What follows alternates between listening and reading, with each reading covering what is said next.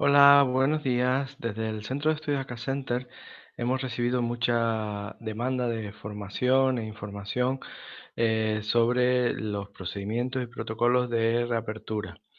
Pensamos que sobre todo de hoteles, de restaurantes y comercio. Pensamos que la información que se debe dar en este sentido y la información, la formación, los protocolos deben ser especialmente rigurosos y serios. Por esto nos hemos aliado con la entidad de análisis de laboratorio y consultoría sanitaria, Sanicheck, con Julio Serrano, para juntos dar la formación adecuada y todos aquellos protocolos que las empresas demandan. Entendemos que será una combinación entre formación y los protocolos, es decir, se tienen que establecer unos protocolos, pero luego hay que hacer que las personas lo lleven a cabo, para lo cual se quiere una labor muy importante de formación y de concienciación para que esos protocolos efectivamente se lleven a cabo, ¿vale? Si no, el riesgo puede ser muy importante. Recordarles que ya está disponible a partir desde el día 28 del mes pasado, de abril, está disponible todo el crédito de Fundae en las empresas, pueden consultar el crédito, nos pueden solicitar formación sin ningún tipo de compromiso. Y también recordarles que este año contamos con nuestra app de Acá Training, que pensamos que puede ser muy interesante para reforzar la formación que se dé. La formación actualmente por el alarma se puede impartir por teleformación, como siempre, o también mediante aulas virtuales, que sería el equivalente anteriormente a la formación presencial. Las aulas virtuales básicamente es a través de un sistema de videoconferencia, como vamos a dar ahora esta charla. A continuación vamos a ver lo que se va a ver en esta charla, el resumen, y le doy la palabra a Julio Serrano, consultor en el área de sanidad para grandes cadenas hoteleras, restaurantes, embotelladoras e industria alimentaria. Verán que ellos, la industria alimentaria, ya tiene protocolos de emergencia y protocolos bien definidos en estas situaciones de alarma. Julio Serrano es farmacéutico y lleva desde el año 1998, pues como consultor sanitario en la empresa Sanitech, de la cual es propietario y regente.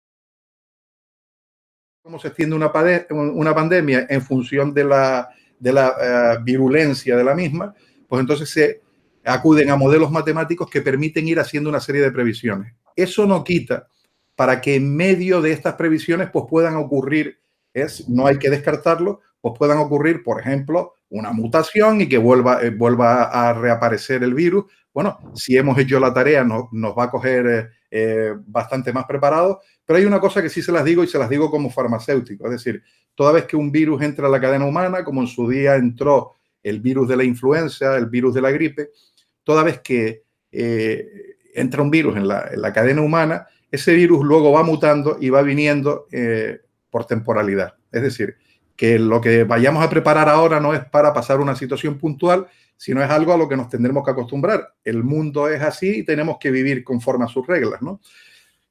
Seguimos. Ya han visto en la gráfica más o menos cuáles son las previsiones. Y ahora nos vamos a centrar en un concepto que nosotros, los que nos dedicamos bastante al tema de industria alimentaria, yo también asesoro hoteles, e incluso auditamos hoteles, pero en la industria alimentaria, que es la especialidad que tenemos, ya este tema de la gestión de crisis lo tenemos bastante trillado, porque el desafío, el virus también ha sido un desafío para la industria alimentaria. Verán luego, les mostraré algún documento que emanó de la Comunidad Europea donde un poco por tranquilizar al sector ya dan unas directrices. El documento está en formato preguntas-respuestas, es muy sencillito. Yo a su vez se lo envié a mis clientes con las conclusiones que eran solamente de una página y donde ya se dice cómo se maneja el virus en función de la situación y de cómo han venido observando cómo actúa el virus y cómo puede incidir sobre lo que a todos nos interesa, o sea, cómo puede incidir sobre la evolución de mi negocio y sobre la evolución de aquello de lo que vivo para que pueda seguir ejerciéndolo con seguridad para mí y con seguridad para los que voy a servir, ¿no? Entonces, ahí tienen más o menos un resumen de lo que es una gestión de crisis. Entonces, una gestión de crisis no es ni más ni menos que algo que hasta ahora muchas veces no han hecho. Ya prácticamente tienen que tener un gabinete de gestión de crisis. Generalmente el gabinete de gestión de crisis lo preside el gerente, pero se tiene que, fíjense que dice prepararse para lo inevitable, prever o anticipar cualquier reacción, tener en cuenta todas las amenazas potenciales y después le subrayo ahí, disponer de fuentes de apoyo para la toma de decisiones. Es decir, el comité de crisis es un comité interno que luego tiene que estar respaldado. Ustedes tendrán su propio personal de confianza, es decir, laboratorios con los que consultan habitualmente, la gente de prevención de riesgos laborales, es decir, estamos hablando de agentes externos que los pueden incorporar dentro siempre de un comité de crisis como agentes externos consultivos, es decir, a los que les vas a consultar, los de prevención de riesgos están trabajando en los distintos sectores sobre cómo acometer, cómo variar el análisis de peligros en el que se basa la prevención de riesgos para rehacer o reforzar. Realmente no hay que hacer nada nuevo, sino reforzar lo que ya tenemos en cuanto a prevención de riesgos para prevenirlos a ustedes en su salud y para prevenir a los que sean sus huéspedes o sus clientes. Entonces, hay que conocer el proceso, garantizar que se puede controlar, conformar la disposición de los recursos, eso es importante. Es decir, ya el comité de crisis generalmente lo que va a variar es la importancia de las partidas económicas, ¿no? Entonces, hay que tomarse en serio una partida económica que vaya destinada a que realmente podamos, al final, incluso cuando lo vemos en las películas de Hollywood, o sea, si no hay un respaldo económico, en un momento determinado tú quieres poner en marcha un plan y ya lo hemos visto lo que ha pasado a nivel global con el Comité de Gestión de Crisis Nacional. Todos hemos comprobado que ha habido falta de mascarillas, ha habido falta las que han venido no cumplían la reglamentación que exige la protección vírica. Hemos comprobado también que faltaban insumos en el mercado, que se estaban haciendo requisas, pero que esas requisas habían paralizado fábricas nacionales que serían las alcoholeras, que son las que van a producir geles hidroalcohólicos. Sanidad ha tenido que flexibilizar, y yo he participado en bastantes acciones para flexibilizar el que algunas empresas que no siendo naturales en la confección de este tipo de productos los hagan, porque hay que darle prioridad al abastecimiento siempre que haya cierta sensatez, ¿no?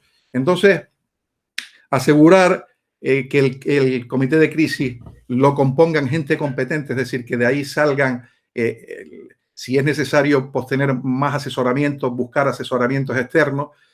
Y lo que es importante, en la gestión de crisis hay que nombrar siempre un coordinador, que no necesariamente es el gerente, lo dirige el gerente y luego tiene una persona que coordina todo el comité de crisis. Entonces, hay que ensayar, cuando ya tienes instaurado el comité de crisis, hay que ensayarlo, probar que los procedimientos del comité de crisis funcionan, luego nos referiremos un poquito a procedimientos concretos y asegurar controles y ensayos regulares del proceso. Es decir, lo voy a resumir en una palabra, tienen que montar un comité de crisis. ¿Quién les puede ayudar a montar un comité de crisis? Las empresas del sector, algunas que son laboratorios y que son consultorías como nosotros o como otros, nos dedicamos a eso. Es decir, en un momento determinado, si lo pueden hacer ustedes mismos porque les ayuda también la gente de prevención de riesgos, perfecto. Si necesitan ayuda, pues acudan a empresas del sector porque es lo que, digamos que estamos especializados en este tema y ya estamos acostumbrados a enfrentarnos a situaciones de este tipo, ¿no? Bueno, importante respecto al tema de la gestión de crisis, hablamos de la importancia de que en un comité de crisis existan las entidades de apoyo. Las entidades de apoyo, fíjense que lo resumo solamente en 4 puntos, creo que son los más importantes y que son comunes a todos los sectores, ¿no? Un comité de crisis con personal clave interno y gente que esté preparada. Bien, luego tener fuentes de información, es decir, hoy en día tenemos una gran fuente de información, estamos utilizando Internet Es decir, tenemos una fuente de información maravillosa, pero aparte, conexión con universidades. Hay profesores universitarios de la rama de microbiología, yo doy clase en posgrado, que están sobre estos temas bastante más ensayados, por decirlo de alguna forma. También ocurre una cosa, ¿no? Como luego veremos así un poco por encima, las técnicas de detección del virus se hacen mediante, se llaman técnicas moleculares, están basadas en genómica, y entonces se hace que a través de PCR, que ese término ya lo habrán oído, que es la reacción en cadena polimerasa, y ese tipo de equipos solamente lo suelen tener hospitales y universidades. Los hospitales porque lo utilizan mucho y las universidades porque lo usan para investigación. ¿Por qué no solemos tenerlos los laboratorios privados? Nosotros tenemos un PCR allí nada más que para investigación, pero ¿por qué no tenemos kit y no funcionamos habitualmente con técnicas PCR? Porque no son rentables, ¿no? Es decir, es una tecnología emergente, es muy cara. Nosotros hemos recibido bastante formación interna sobre el tema de PCR, porque seguramente será el futuro, precisamente por este tipo de retos, pero ahora mismo está un poco, entre comillas, inaccesible para la mayoría de los laboratorios. Es posible que a raíz de esto, pues haya que implantarlo. ¿De acuerdo? ¿Se me oye bien, Pablo? ¿Oye? Ah, bueno. Disculpe. Hola. Sí, hola, perdón, estaba Sí, sin micrófono. perfecto. Yo lo oigo perfecto, no sé si los Vale, demás. era por saber, porque, ¿sabes? Aquí, como esta tecnología es nueva para mí, no sé que me hubiese quedado hablando solo, ¿sabes? Todo Vale. bien.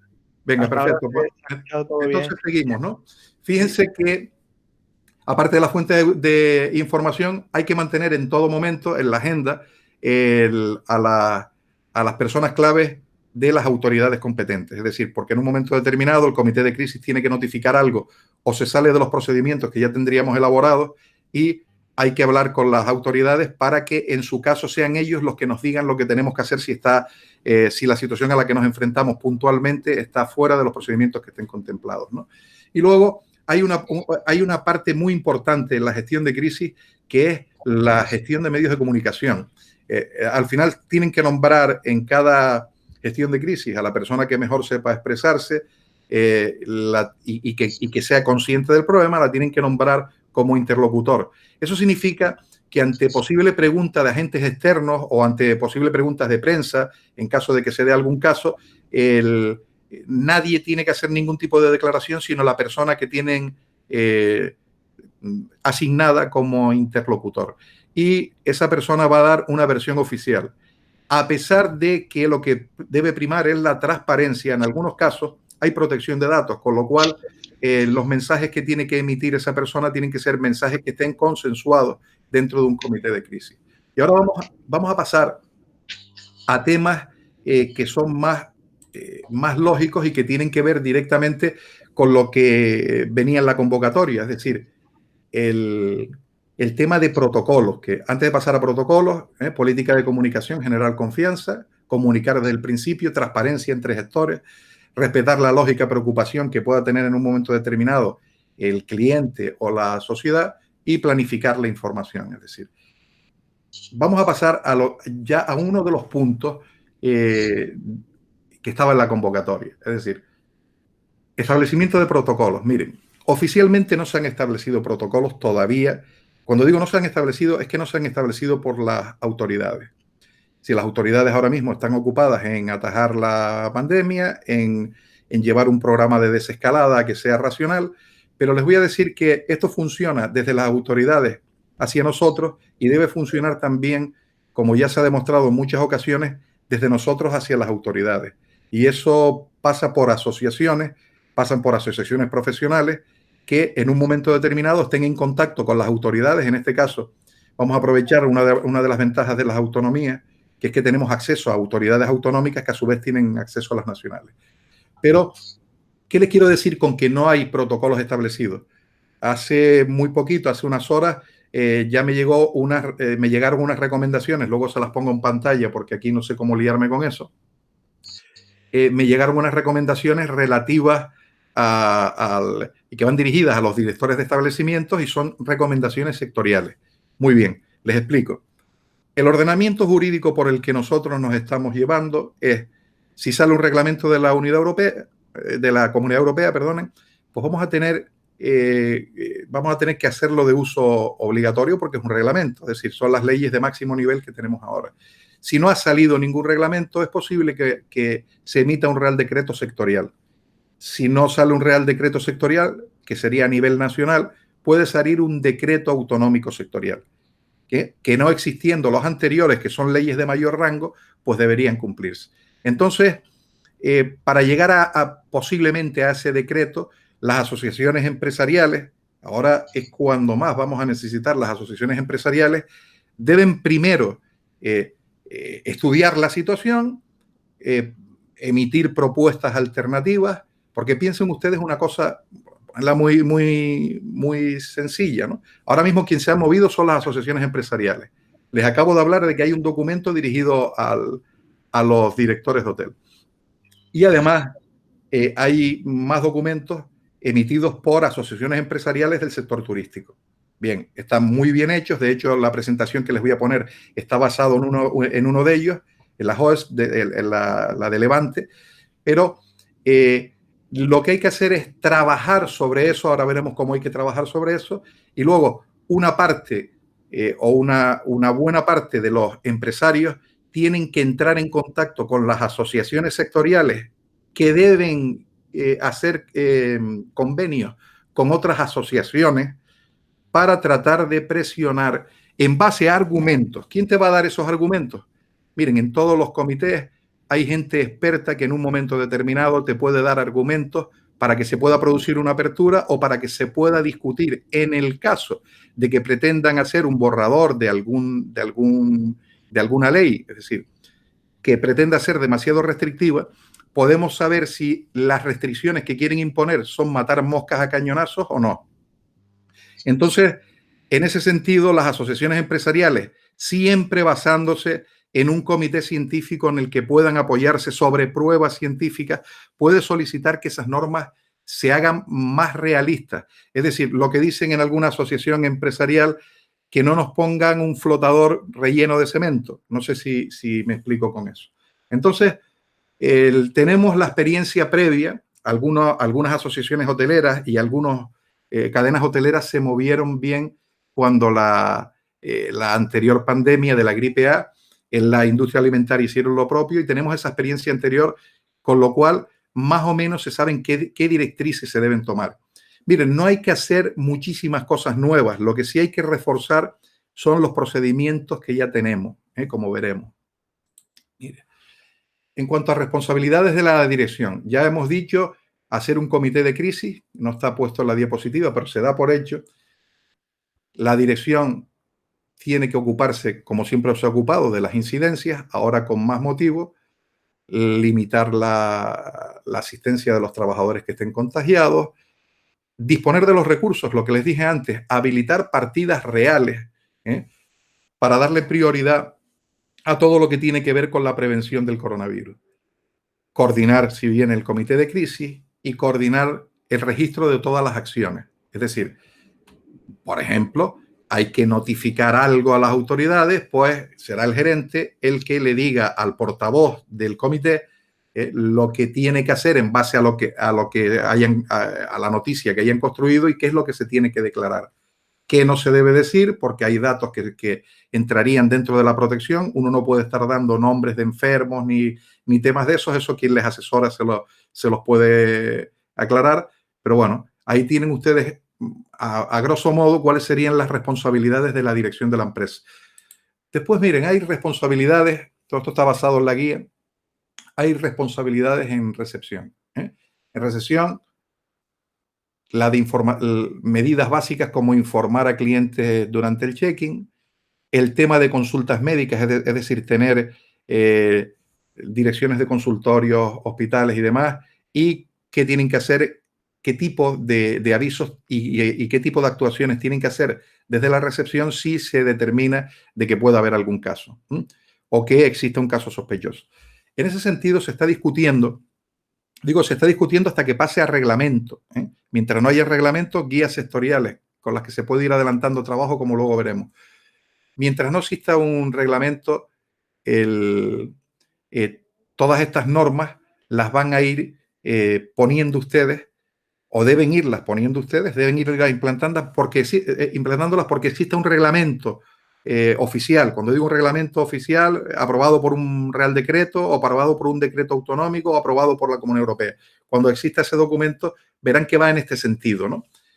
Importante también de que dispongan en las recepciones de materiales de prevención, aprendamos de lo que ha ocurrido con el abastecimiento a nivel nacional y, desde luego, y eso va a ocurrir en todos los departamentos, extremar las medidas de distanciamiento social.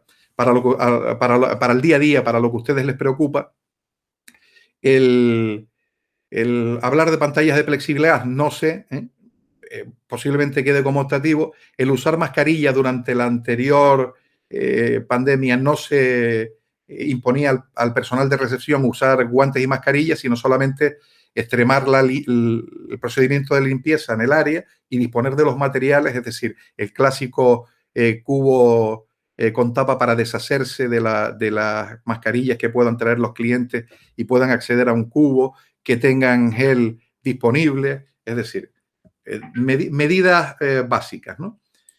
Luego, en servicio técnico sí hay que trabajar sobre algunos puntos. Ya digo que no hay nada nuevo, pero sí hay que reforzar todo. Entonces, en el caso del tema del lavavajillas, que adquiera las temperaturas que tiene que adquirir para que se consiga la desinfección del menaje.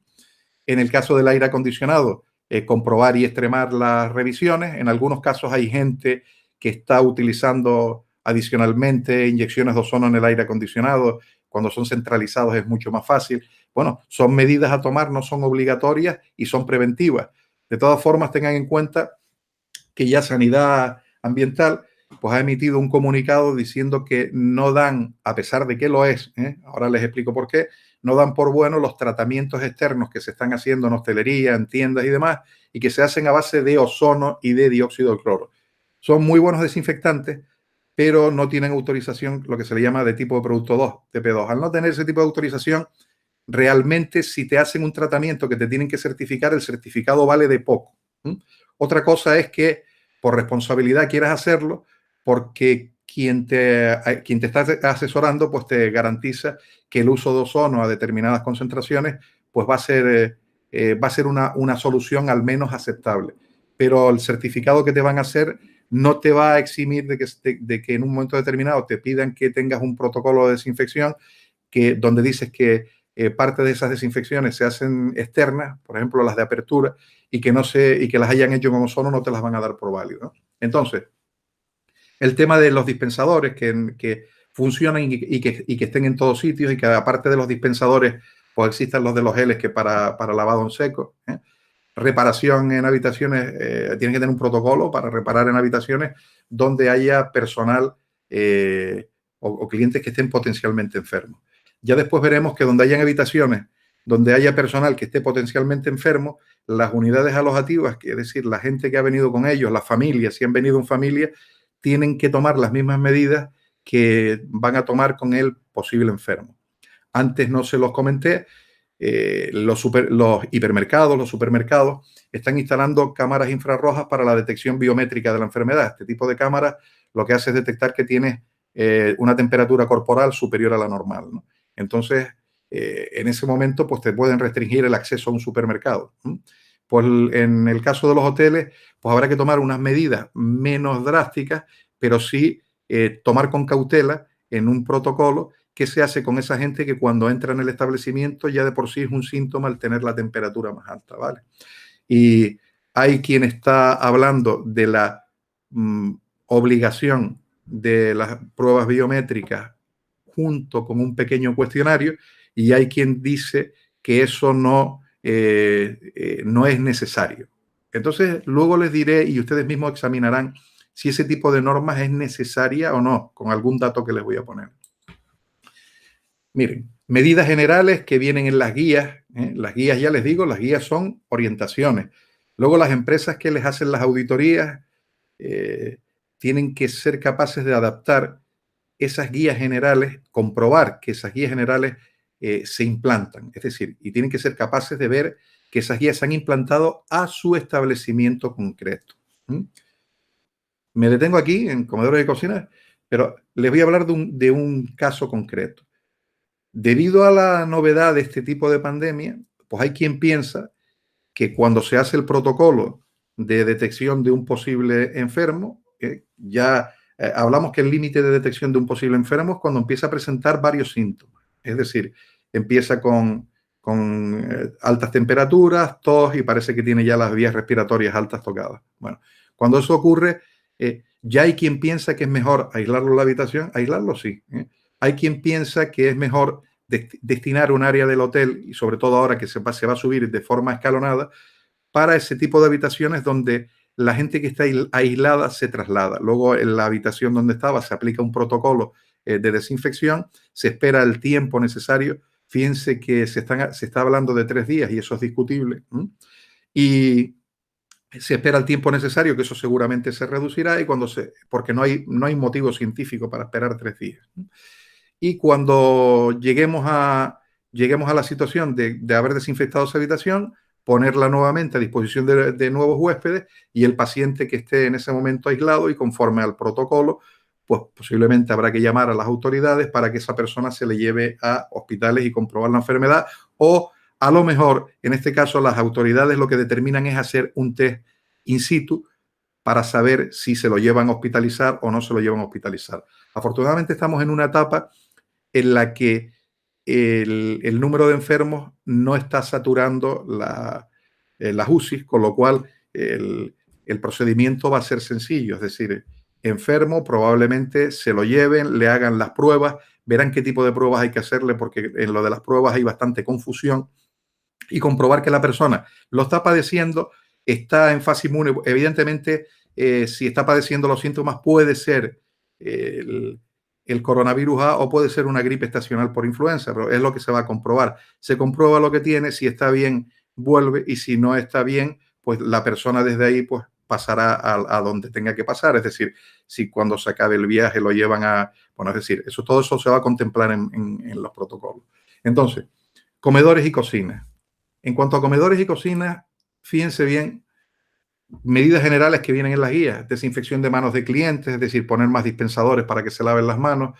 Hay una cosa muy importante, aunque está abajo, que son los aforos. Un control de aforos, eso sí se va a imponer en cualquier normativa, y ahora mismo se imponen las sectoriales y lo impone el sentido común, porque es la vía de contagio, es el más habitual, es el contacto personal, y la secundaria es el contacto superficial. Es decir, son las dos cosas que hay que amarrar, ¿no?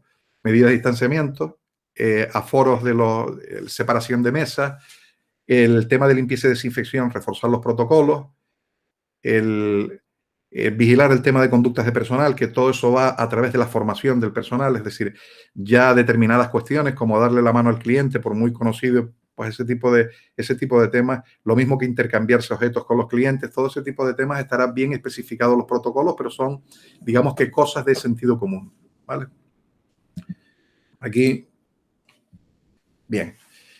En el tema del personal de limpieza y camareras de piso, miren, es cuando la anterior crisis, les nombro ahora del 2009, la gripe A, hace 11 años, los únicos dentro de un establecimiento hotelero que tenían que llevar mascarillas y que tenían que llevar guantes, eran, por su propia protección, eran las camareras de piso. Porque van a entrar en las habitaciones que tienen el aire saturado de los clientes, y van a entrar en habitaciones donde van a tener contacto con las superficies que han contactado los clientes. Y por tanto, son la única parte del personal que por sí, si no dicen otra cosa, van a ser los que van a tener por fuerza que trabajar con mascarilla y guantes. ¿Qué hay que hacer en el sector de limpieza y desinfección? Pues mire, reforzar los programas de limpieza y desinfección. Es decir, esto hasta ahora se ha tomado en muchos sitios un poco a la ligera, y ahora la limpieza de hoteles, ahora la terminamos con la palabra desinfección, pues tiene que terminar en desinfección. Y la desinfección siempre exige que se utilice un producto adecuado a una concentración adecuada y durante un tiempo determinado. No existe una desinfección si no se espera un tiempo determinado. De hecho, todos los estudios que te envían sobre el virus lo que hablan es de cómo soporta el virus determinados desinfectantes, como son peróxido peracético, como es la lejía que nosotros conocemos. Es muy buen desinfectante para el virus, la lejía común de toda la vida. ¿Cómo soporta la lejía? cómo soporta distintos desinfectantes a distintas concentraciones, pero no se olviden en determinados tiempos de contacto. ¿Eso qué requiere? Pues que se se les dé una formación reforzada al personal de limpieza y desinfección sobre ese tema, ¿no? Y luego, por un lado, esa es la primera medida, y la segunda medida es que las auditorías lo comprueben. Es decir, las auditorías lo van a hacer, pero vamos, que comprueben que esa formación queda validada porque se está haciendo y se está ejecutando, ¿no? Y luego, lo más importante, aquí hablamos de que si una de las vías de contagio es la superficie y una de las prevenciones va a ser utilizar máscaras y guantes para que no se contagien, es muy importante de que se asegure la disponibilidad de los materiales adecuados para hacer su trabajo. Es decir, el tipo de desinfectantes que se va a utilizar, que sean desinfectantes con HA, que esa figura va a desaparecer, que son desinfectantes HA, porque están autorizados para esa aplicación. Y ahora mismo se han sustituido porque entró la normativa BPR y se están sustituyendo paulatinamente, todavía te los pueden presentar con HA, te los están sustituyendo por los BPR. Los BPR es lo que traen en lugar de un HA, lo que traen en el exterior, en la etiqueta, es un case number. Entonces, básicamente es lo mismo, es la matriculación, lo que traen es la matriculación del desinfectante. Bueno, yo creo que sobre el tema de personal de limpieza, podemos seguir. Igual se me queda algo en el tintero si luego quieren preguntar algo. Y miren, aquí sí entramos en lo que serán los protocolos nuevos. Es decir, el comité de crisis lo primero que tiene que hacer es mandar a elaborar protocolos nuevos internos hasta que salgan las normativas. Cuando salgan las normativas, se deben acatar los de las normativas, y si los de las normativas son protocolos excesivamente duros, tienen que trabajar con sus asociaciones empresariales para convencer a las autoridades de que una medida en un momento determinado pues puede hacer matar moscas a cañonazos, y que no conviene matar moscas a cañonazos porque al final nos perjudicamos todos, ¿no? O sea, si realmente hay una medida que no te va a ayudar en nada a la prevención, pues no tiene sentido el que estemos redoblando el trabajo. O, de hecho, por eso les hablé de reforzar, es decir, en ningún momento reforzar, adquirir nuevos hábitos, profesionalizar determinadas tareas un poco más, ir un paso más adelante, que nos permitan prevenir el tema. Entonces, hay que hacer un procedimiento de limpieza general del establecimiento cuando hay un caso confirmado. Es decir, esto después, ¿cómo se aplica en cada hotel? Lo estaba hablando con mi hijo, que se dedica a la asesoría en el Caribe de cadenas hoteleras importantes, y realmente de lo que hay que huir son de las medidas drásticas que generen alarma generalizada, pero sí en un momento determinado saber aplicar planes de desinfección de choque por zona. Entonces, como la adscripción de nuevos clientes va a ser escalonada, pues ir trabajando con ese concepto de zonas. Los nuevos se alojan en una zona, se van vaciando otras zonas donde ya se pueden ir haciendo un poco limpieza y desinfecciones reforzadas, solo en caso de que hayan habido casos positivos. Otra cosa, miren, tienen que haber también procedimientos específicos de limpieza y desinfección de una habitación donde ya haya estado, eso se los nombré antes, una persona que esté infectada y que haya salido de esa habitación después de haberse puesto en contacto con las autoridades y haya sido hospitalizada. Entonces, todo eso es lo que se tiene que elaborar ahora, o es el trabajo que hay que ir adelantando. Hablaba en la convocatoria de COVID-Free. Miren, COVID-Free no existe. El COVID-Free no existe por una sencilla razón. La persona que está contagiada tiene un periodo de ventana. En el caso de los niños pueden estar contagiados y ser contagiosos y no presentar absolutamente ningún síntoma. Y en el caso de mayores, jóvenes y demás, pues se dan casos muy variables. Hay un tramo por edad, luego les pongo una gráfica de cómo evoluciona o cuándo eres contagioso y cuándo dejas de ser contagioso, pero por ese gráfico les digo desde ahora, huyan de los sellos COVID-Free, porque COVID-Free no existe. Lo que existe es tomar una serie de medidas de implantar planes de limpieza y desinfección reforzados, crear un comité de crisis que coordine todo esto, asignar partidas. Hemos ido hablando de varias medidas. la implantación correcta de esas medidas lo que va a hacer es reducir la probabilidad de tener un caso, y cuando se tiene un caso hay que saber exactamente qué hacer para que no dañe ni las instalaciones ni dañe, por tanto, la posibilidad de contagio a terceros. Es sencillamente eso. Entonces, huyan de los sellos COVID-free, porque ahora verán otros. Mire, estos de aquí son más serios, ¿no? ¿Qué han hecho? El izquierdo es un sello de Portugal, CleanSafe. El otro ya lo conocen, de calidad turística.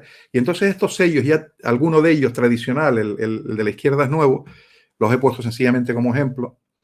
Este tipo de sellos está trabajando sobre ese tipo de medidas sectoriales y están esperando también a que salgan las normativas oficiales, pero mientras ya están trabajando. ¿Qué es lo que tienen que hacer ustedes? Es decir, ya ellos están trabajando en ir poniendo en marcha unas medidas. Luego, cuando vengan las oficiales, van a ser parecidas, va a ser matar moscas a cañonazos sobre lo que ya hay, y habrá que discutirlas con ellos, y eso es lo que tenemos.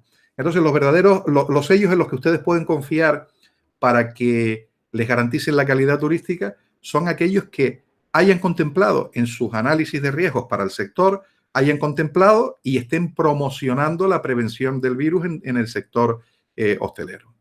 Entonces, ahí tienen un par de ejemplos. El Clean and Safe, que se acababa de crear en Portugal, pues ya vino con la prevención incorporada, y ya en los hoteles portugueses se está trabajando sobre esa guía.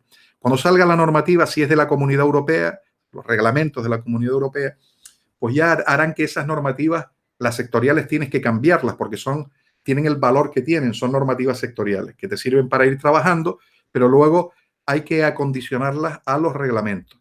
Luego, los reglamentos no son estáticos, es decir, a nuestras asociaciones sectoriales les escucha las nacionales, les escucha los gobiernos autonómicos les pagamos para eso, para que los consejeros de turismo presionen a nivel nacional. Si hay algo que nos pone, vamos, nos mete, como decíamos antes, un salvavidas con hormigón, ¿no? Entonces, aparte de las ayudas oficiales que tienen que haber precisamente por el tema de las desescaladas, como la prórroga de ERTES y demás, de todo esto que se viene hablando, tienen que haber ese tipo de ayudas económicas, pues también tiene que haber entendimiento con la administración para que las medidas sean racionales. Es decir, que no vayan a pedir. Es muy fácil que, se los digo de haber trabajado toda mi vida en microbiología, hay gente que es demasiado estricta hasta el punto que hace que las cuestiones no sean operativas. Es decir, tú mañana me contratas y me dices que te haga un programa muy estricto sobre cómo debe evolucionar el comité de crisis y cómo tienen que evolucionar los procedimientos, y si me pides que lo haga muy, muy, muy, muy estricto, pues puedo caer en hacerlo no operativo. Es decir, tiene que ser razonable y te tiene que permitir operar con cierta soltura. Ahora, nos tenemos que tomar esto bien en serio, porque miren, cuando tenemos la certificación EMAS para medio ambiente, o la 14001 en el sector industrial, pues muchas veces, antes de que nos hagan la analítica, llamamos al del laboratorio y le decimos que vaya el jueves, que ya está, que le pueden destapar la alcantarilla. Y lo que hemos hecho es hemos vaciado el depósito de aguas residuales, le hemos metido 3 garrafas de agua oxigenada, y cuando nos hacen el análisis sale perfecto. Cuando vienen los de EMAS, te piden el análisis anual, lo ven allí y te lo dan por bueno. Vale. En el COVID-free no hay trampa posible, ni debe haberla. Es decir, se tienen que mentalizar de que esto no es obtener un sello, sino hay que hacer la tarea. Hay que hacer la tarea, porque lo que nos jugamos en un momento determinado es que podamos tener un problema en el establecimiento, y lo que hacemos, si hacemos la tarea, es reducir al máximo la posibilidad de tener un problema. Ahora, mire, le voy a poner algo muy interesante que avala. No sé, Pablo, si se ve bien la diapositiva. ¿Me oyen? Como que se perdió el compartir la pantalla un momento. A ver. Confírmame que se ve, por favor. No, te vemos a ti solo. Ah, vale. La anterior sí se veía, ¿no? Sí. Lo que es compartir pantalla. Estos son no dicen que es las cosas del riguroso directo, ¿no? Bueno, voy a quitar la presentación a ver si logro poner, porque esta tal vez es Déjenme ver si... volver a mostrarte... Ahora me ven a mí, ¿no? Sí. Vale. Vale. Es Entonces, abajo, vamos compartir a ver si, pantalla. vamos a ver si logramos ver la presentación. Disculpen, porque estamos tal vez en lo más importante. Vamos a ver. Epa. Ahora, quiero que me confirme, Pablo, si se ve ahora. Yo no sé por qué se fue. Yo creo que son sobrecargas en la línea. ¿Ven No, algo? no. Estuvo un segundo como que parecía que se iba a poner, pero es los puntitos que hay abajo, Sí. ¿no? Presentar ahora y pinchar en, si quieres presentar toda la pantalla. Voy a intentar, mira, voy a cerrar la presentación, voy a volver a abrir porque tal vez es un poco lo más importante de lo que vamos a hablar, ¿no? Disculpa. Cierro. A ver si abriéndola de nuevo. Vale. Vamos a ver cómo podemos hacer. Si me sale lo de mostrar pantalla, tu pantalla se llama. Vale. Abajo, Aquí, si quieres, presentar ahora a ver, y toda la pantalla. reanudar la presentación. Ahora se está, ahora. Ahora está cargando. Vale. Sí, ahora si quieres poner pantalla completa ahora. Sí, disculpa. Voy a poner la pantalla. Estos son. Yo creo que Yo la ahora primera vez. Yo a mí sí, estoy hablando con las novias con esto, pero yo no entiendo desde el Vale. mira, ¿Ahora se ve? sí, bien, mire, aprovechando este lapsus, si alguien quiere plantear alguna duda, alguna cuestión que tenga, o desactiva su micrófono, puede ser control D y lo hace, o lo hace a través del chat, y así hacemos un pequeño parón. Vale. Sí, buenos días. Sí, Hola. buenos días. Sí, buenos días. Cristóbal Castro. Bueno, cuando termines tu exposición, sí me gustaría un poco que personalizaras, por el interés de muchos, incluido Juan Pablo, en el sector de la educación, de los centros privados de formación, a ver cómo personalizamos y cómo activamos estos protocolos anticrisis. Perfecto. Voy a tomar nota. Focalizando el tema del sector hotelero. Gracias. De todas formas, te agradecería que sí, porque a mí a mi edad se me va la baifa a veces. Entonces, en caso de que me lo vuelvas a recordar, aunque lo estoy anotando, ¿eh? Sería para...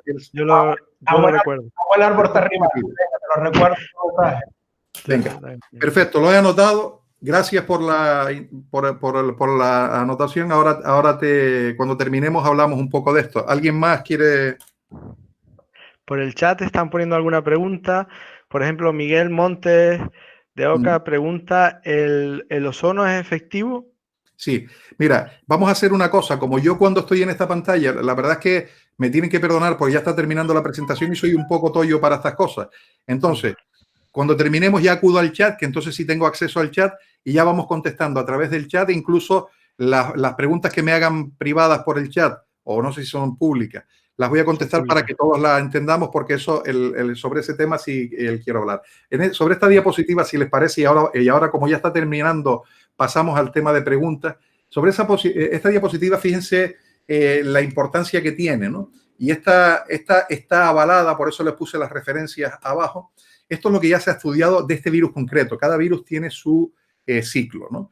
Este lamentablemente tiene un ciclo bastante peligroso, ¿no? Es bastante peligroso porque vean la raya amarilla que es no síntomas, es decir, distingue los casos que puedan darse de contagio en 4 grupos, pero fíjense que en todos los grupos en lo que se tienen que fijar es en que hay un periodo abierto que son de unos 4 días, 4 o 5 días, en que el huésped del virus no tiene en absoluto ningún síntoma. Eso es por lo que se extreman las medidas sociales, es decir, ese huésped habla, al hablar emite microgotículas, ese huésped pone las manos sobre superficie y entonces ya te está produciendo una contaminación, una persona absolutamente asintomática, ¿vale? Entonces, fíjense otro aspecto de la gráfica. Otro aspecto de la gráfica interesante y que correspondería al 55% aproximadamente de los contagiados es que, aparte de la fase no sintomática, estaría la fase de contagio. Es decir, el primer grupo, ese 30% de gente que no presenta ningún tipo de síntomas, tiene la primera fase de no tener ningún síntoma, nunca llegó a desarrollar ningún síntoma. Este sería el caso que antes le comentaba, por ejemplo, donde estarían los niños, ¿no? Y pasan a inmunes sin haberse enterado de que han tenido la enfermedad. ¿De acuerdo? Entonces, hay un siguiente, el siguiente caso se está dando en el 55% de los contagiados, más o menos, un poco más de la mitad, que tienen síntomas moderados, es decir, tienen un poco de fiebre, un poco de vías respiratorias altas, algo tocadas.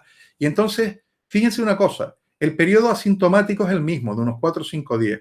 Después empiezan a tener ese tipo de síntomas, que es lo naranja, la fracción naranja, que son síntomas no muy pronunciados hasta el 7º, 8º, 9º día. Y luego ya pasan a ser inmunes. Pero siendo inmunes, fíjense bien la barra de arriba, siguen en situación, ellos son inmunes, pero están todavía en situación de contagiar a otros hasta el día 21. Es decir, que tenemos gente que pasó, que dice ya me curé, que es por eso por lo que se prescribían los 15 días posterior a cuando ha superado los síntomas, es decir, del 10 al 25 ya, como ustedes verán, desde el día 10 aquí, desde el día 10, ven el ratón, ¿no? Ay Dios, esto se me fue de madre. ¿Lo ven desde ahí? Entonces, desde el día 10 hasta el día 25, cuando han pasado 15 días, generalmente ya está en inmune y no contagioso. Ahí tienen a una ministra que le hicieron el test varias veces y daba positivo. Daba positivo porque cuando ya no padecía los síntomas, le hacían el test para confirmar y todavía estaba en la fase contagiosa. Al estar en la fase contagiosa, tienes el virus en su forma vegetativa, lo tienes dentro del organismo. Luego hay muy pocos casos, un 10% que no tienen síntomas, lo mismo que en la primera fase.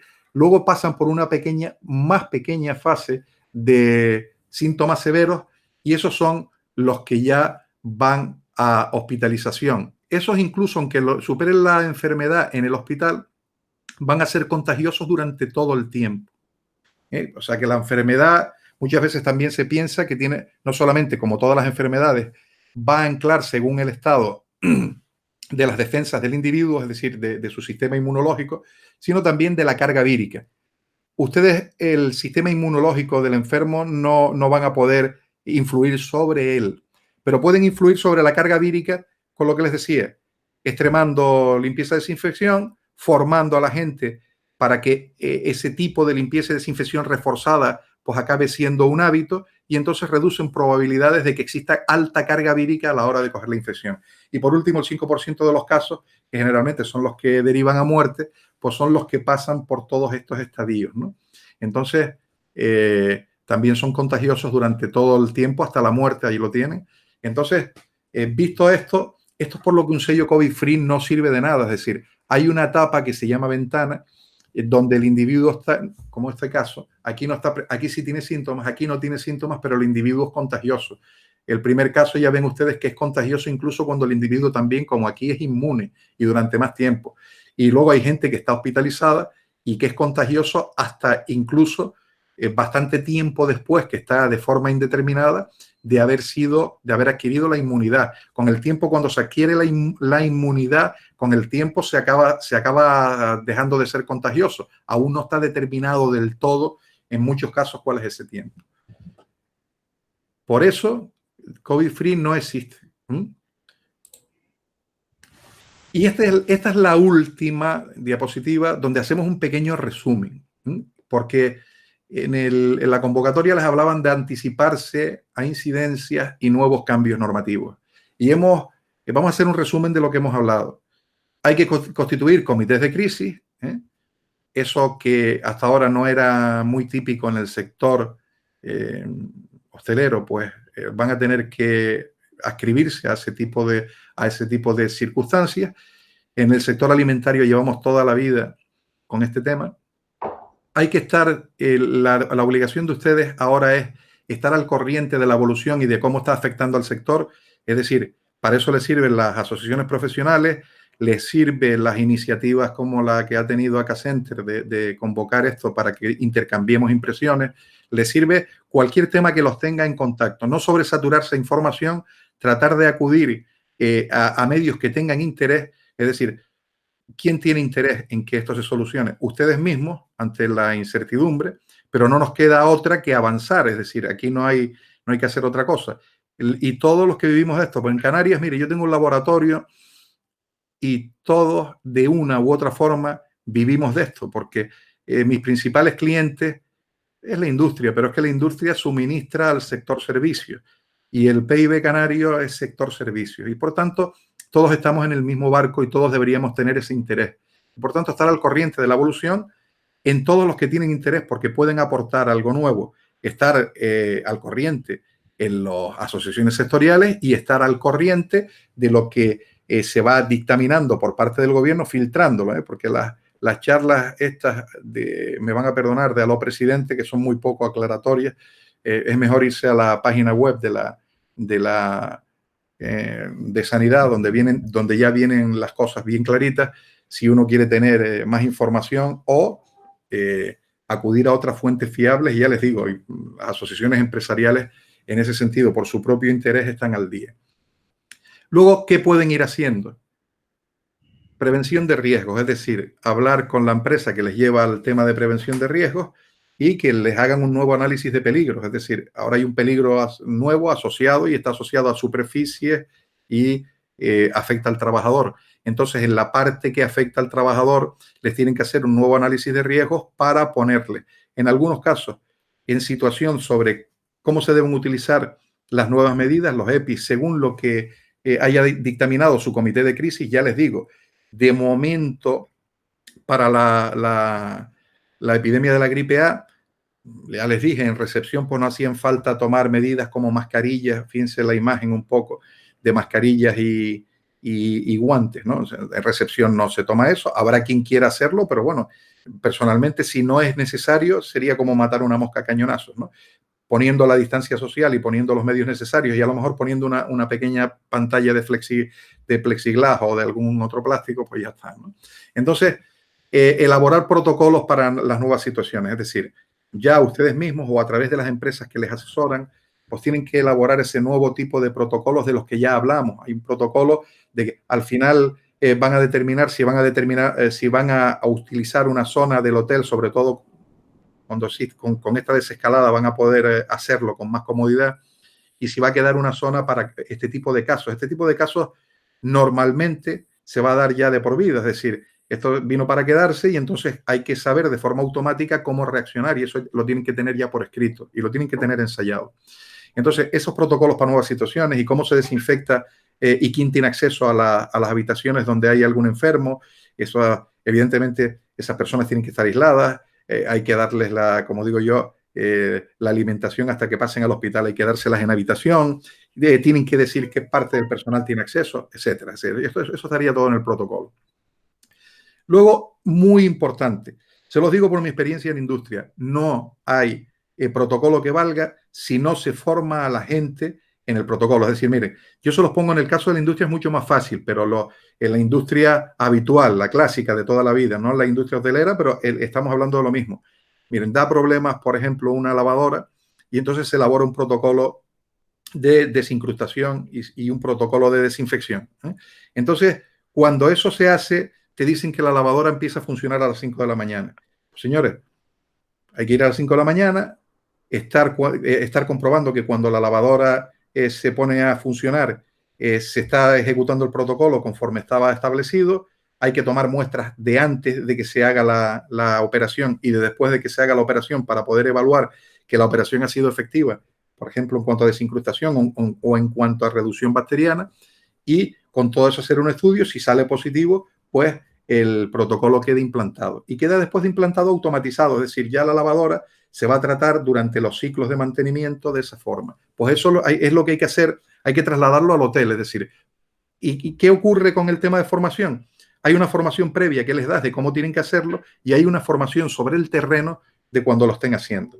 Y eso es lo que acaba complementando y acaba haciendo que los protocolos queden, la palabra que empleamos, implantados.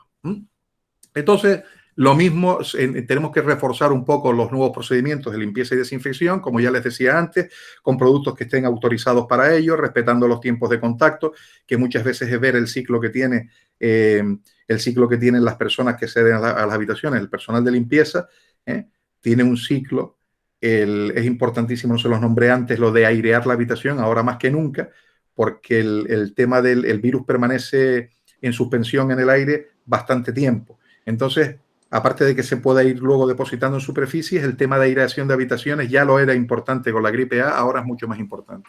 Y por último, validar los programas. ¿Qué es validar los programas? Si tú haces unos cambios, se los acabo de decir, si tú haces unos cambios en limpieza y desinfección, tienes que tener unos criterios para comprobar que esos nuevos protocolos son efectivos. Entonces nosotros lo que solemos hacer son validaciones. Ese tipo de validaciones es utilizar técnicas microbiológicas para comprobar a través de otros trazadores que la superficie está apta. O sea, damos por bueno de que si no existen esos trazadores o no existen metabolitos como el ATP, que lo utilizan todos los seres vivos, pues si no existen esos metabolitos, pues no hay sustrato donde se pueda sostener el virus y por tanto se da la superficie por buena. Existen métodos que se están ofreciendo, por eso les digo que si estás sobreinformado puedes caer en que hay métodos para determinar en superficie que está concretamente el COVID o no está. Es matar moscas a cañonazos, el ir buscando el COVID. Es decir, si el sustrato no va a poder soportar el virus, no va a haber virus. Entonces es inútil que te analicen el virus por PCR y te cobren 100 o 150 euros por cada análisis para decirte si está o no está, ¿eh? Y eso no te va a dar una información válida o no te va a dar más información válida que un sistema sencillo que te cueste poco dinero y que puedas servirte para validar tus procedimientos.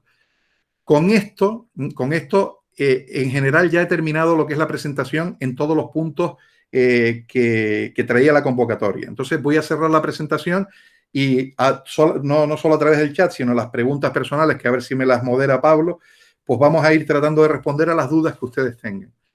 Venga, vamos entonces así ya, Muchas gracias, Julián. A ver si abro el chat.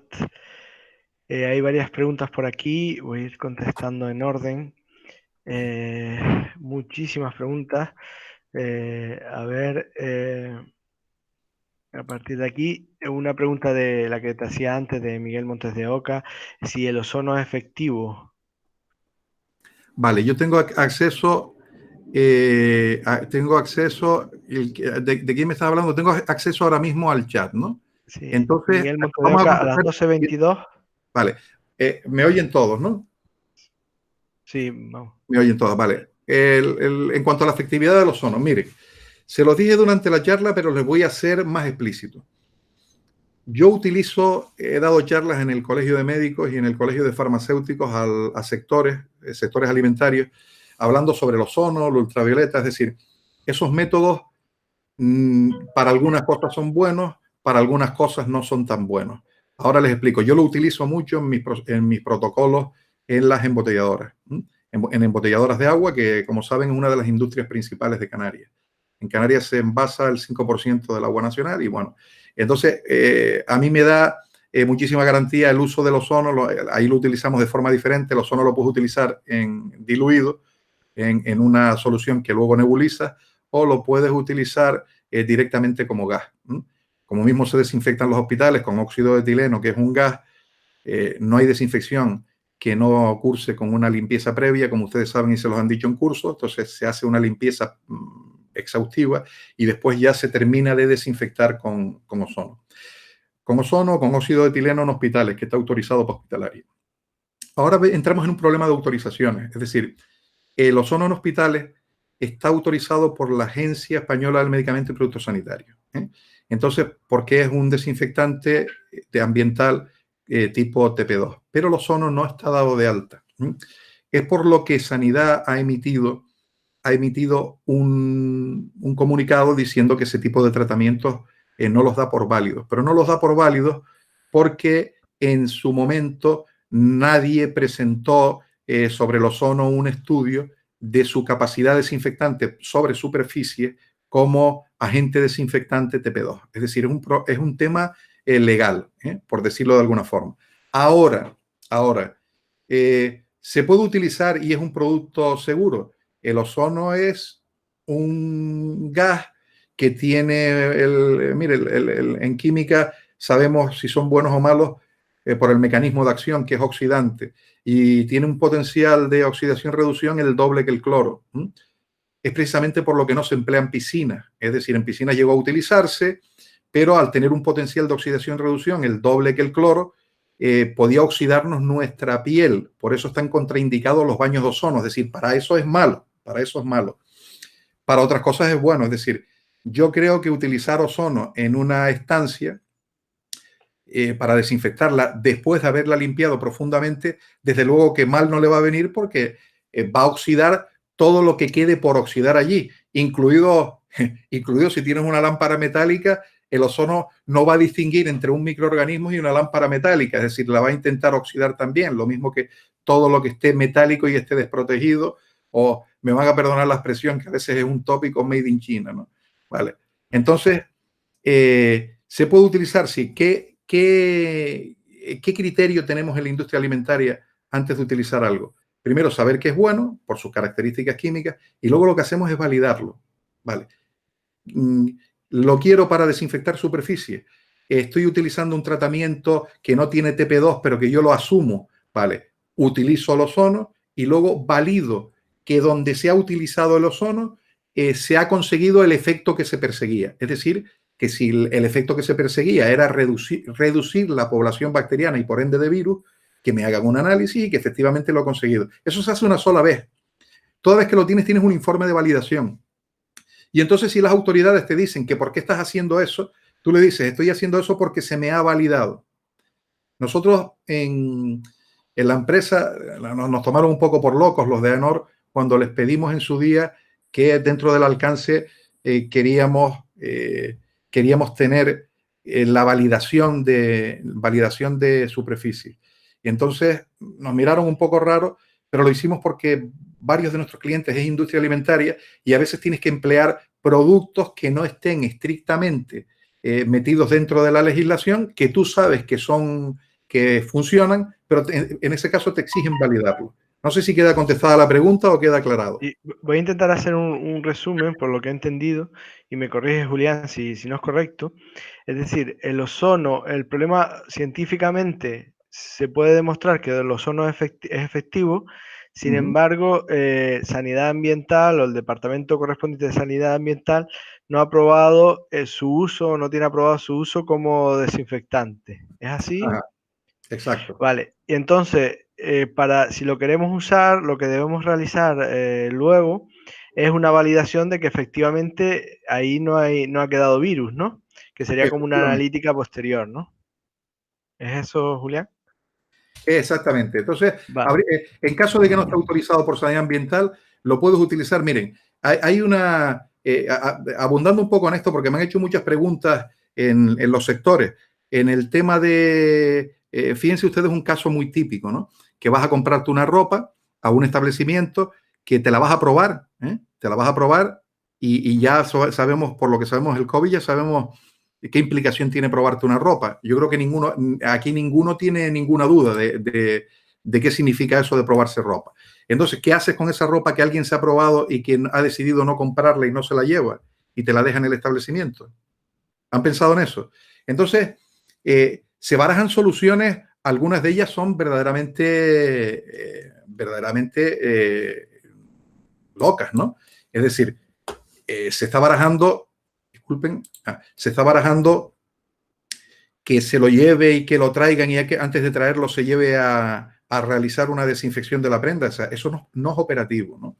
A lo mejor lo más operativo en esos casos, hay dos cuestiones. Una, muerto el perro, acabó la rabia, es decir, lléveselo sin probarlo, pero eso sería detrimental para el sector.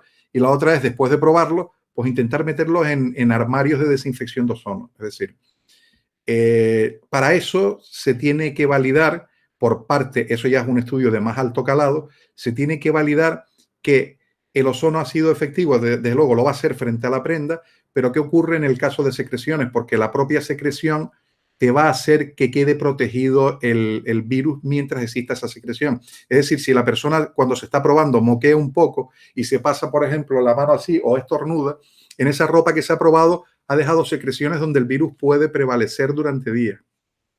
Y a lo mejor lo que hay que comprobar es que el ozono aplicado sobre esa prenda es capaz de eliminarlo. O hay otra posibilidad que sería la desecación y luego aplicar ozono, es decir, se deseca la secreción mediante en esa misma cabina hay una primera fase de calentamiento de la prenda y después de calentar la prenda ya pasaríamos a la fase donde se desinfecta con ozono.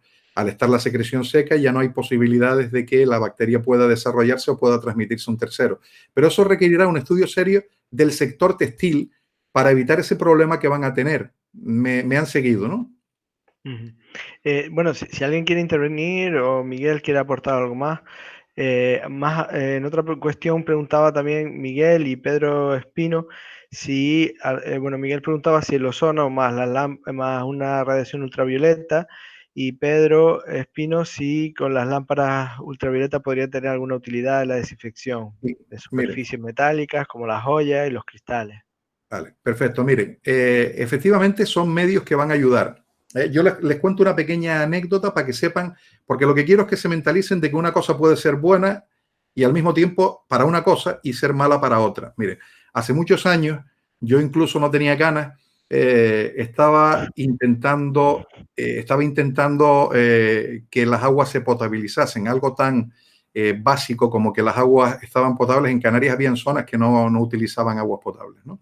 Es decir, no se trataban, venían de fuentes de confianza, pero esas fuentes de confianza también la utilizan pequeños animalitos como lagartos o ratas o cabras, tuve algunos casos, de forma que cuando van a beber, a veces accidentalmente, pues caen en un canal y luego quedan atrapados en una rejilla de desbaste donde empiezan su periodo de descomposición. Entonces, esas aguas generalmente eran aguas que tenían propiedades, vamos a llamarlas medicinales, porque en verano adelgazaba a todo el mundo por diarreas, ¿no?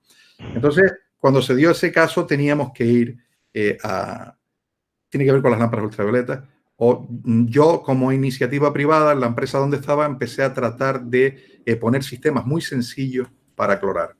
Entonces, en un ayuntamiento de una cierta isla, pues me encontré un alcalde que me decía que tenía un procedimiento revolucionario que le había costado un pastón y que ya estaba cubierto y era ultravioleta. Yo lo vi, era una lámpara ultravioleta a la salida del depósito de cabecera. ¿Eso qué ocurre? Bueno, eso efectivamente desinfecta, pero con el tiempo, al estar en contacto con el agua, las fundas de las lámparas pues se van llenando de cales y de sílice, la naturaleza volcánica de las islas, y entonces cuando se llenan de esa cal y esa sílice, pues la longitud de onda a la que emite la lámpara ya no es 276 nanómetros y puede llegar a emitir una longitud de onda que no produzca el efecto de bloqueo del ADN de la bacteria. Vale.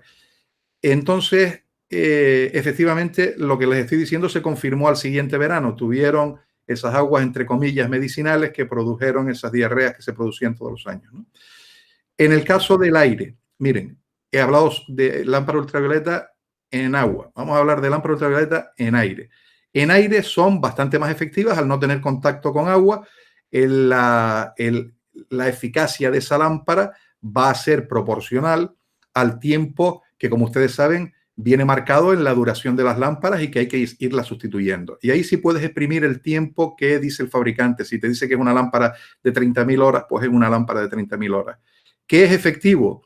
Sí, pero piensen ustedes una cosa, y vuelvo como método complementario. ¿Por qué?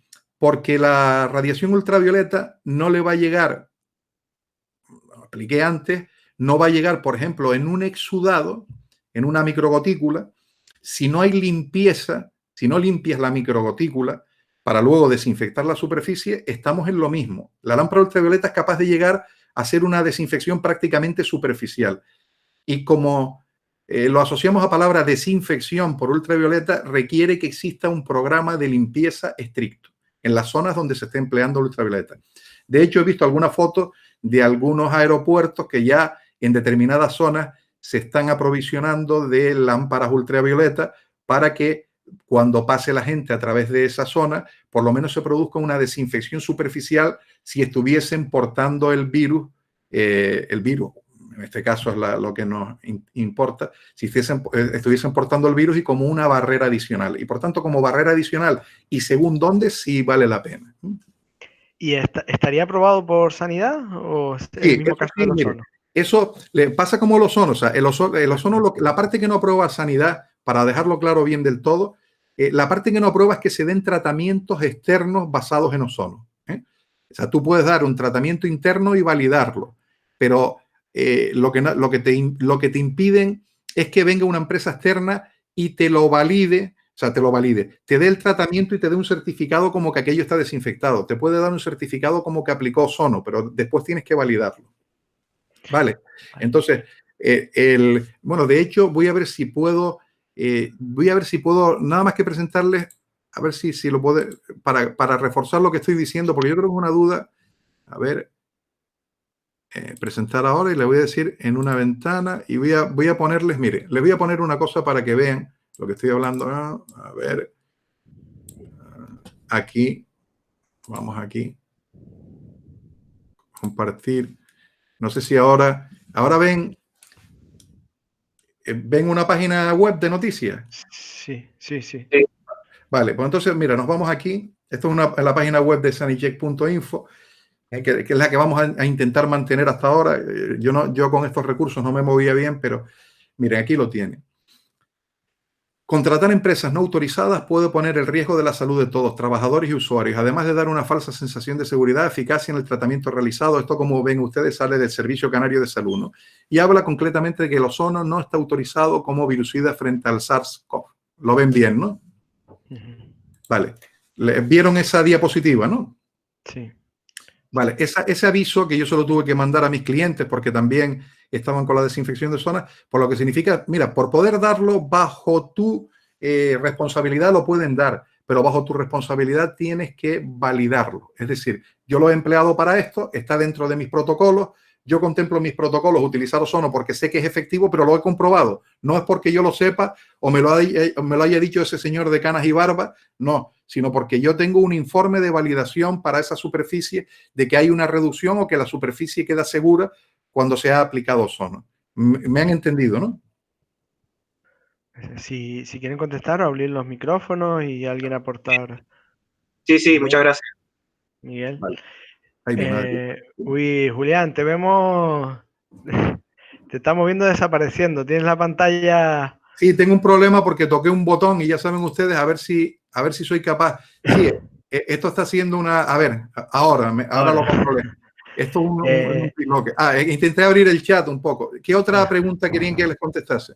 Sí, mira, hay otra pregunta, por ejemplo, si recomienda otros tratamientos, Julián. Sí. Sí, también de Miguel. Si recomienda, hay otros tratamientos que recomiende.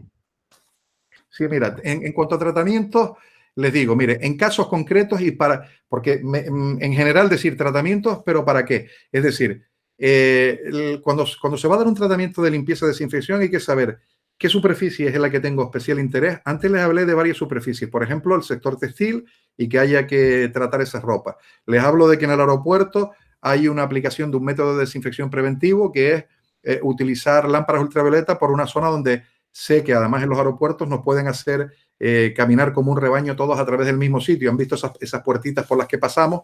Pues bueno, posiblemente para no gastar mucho en ultravioleta, pues en esas puertas pues tendrás un tiempo de contacto. A lo mejor ven ahora que los túneles son más largos para prolongar el tiempo de contacto entre la radiación ultravioleta y nuestras ropas y nosotros, ¿no? Vale. Para poder contestar esa pregunta siempre hay que saber qué es lo que quieres hacer, porque como les dije antes, un buen desinfectante puede ser muy bueno para una cosa, pero puede no ser muy bueno para según qué, ¿no? Entonces, hay que verlo en cada caso concreto. Hay que verlo en cada caso concreto. De acuerdo. Después, Marbla pregunta si el virus flota en el aire. Sí.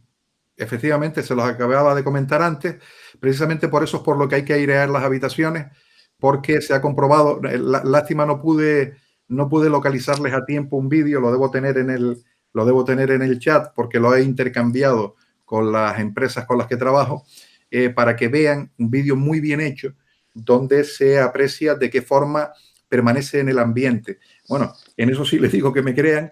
Lo mejor para prevenir es la corriente de aire. Entonces, aparte del direccionamiento de un aire acondicionado que hace que se mueva que hace que se mueva el aire en una dirección determinada. En el caso, por ejemplo, de sitios cerrados como habitaciones, por eso les dije que era muy importante cuando se va a hacer, que ya de hecho se hace en la mayoría, prácticamente en todos los hoteles, que cuando se ejecuta el protocolo de limpieza de habitaciones, como parte del protocolo esté la apertura mientras se está haciendo de las ventanas para que corra el aire.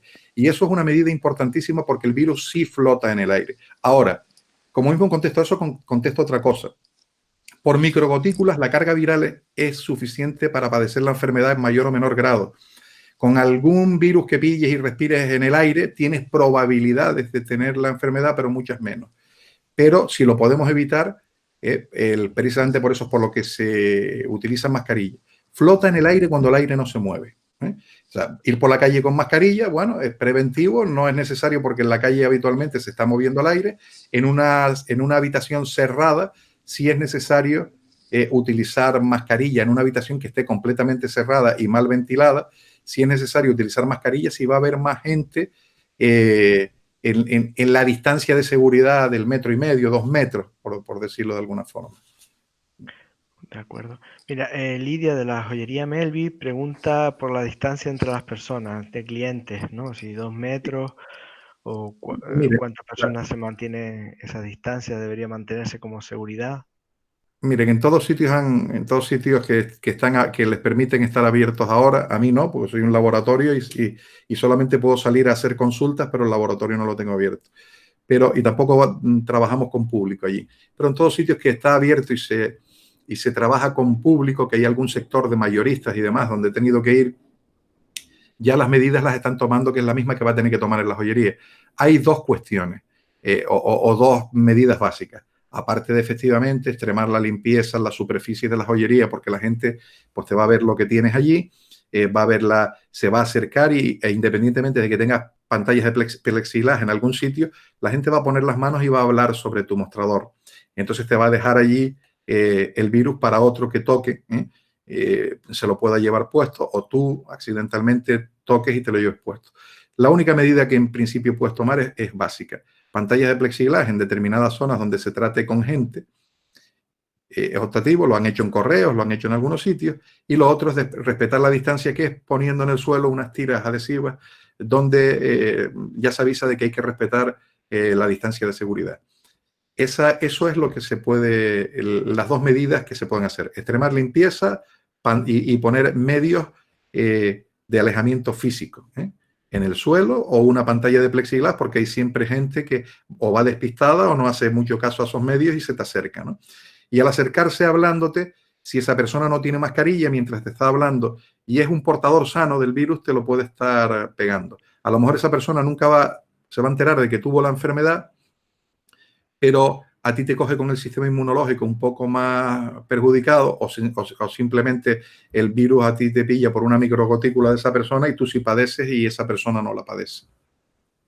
Sí, Yuconda del sector de lavanderías pregunta si existen opciones del mercado para la limpieza de cabinas de los camiones que transportan mercancías o si hay precauciones que se deben tomar en la lavandería en general, ¿no? Sí, miren, precauciones en general en la lavandería, lo que recomiendan las autoridades para todo tipo de epidemias y de pandemias es la parte relativa a ropas y demás, es hacer los lavados a alta temperatura, como ya saben, hacer lavados alta. Ahora, vamos a hablar de moscas a cañonazos. A ustedes les han dicho en todos sitios, y es cierto, que una de las medidas más efectivas para acabar con el virus es lavarse las manos, ¿no? Lo han oído.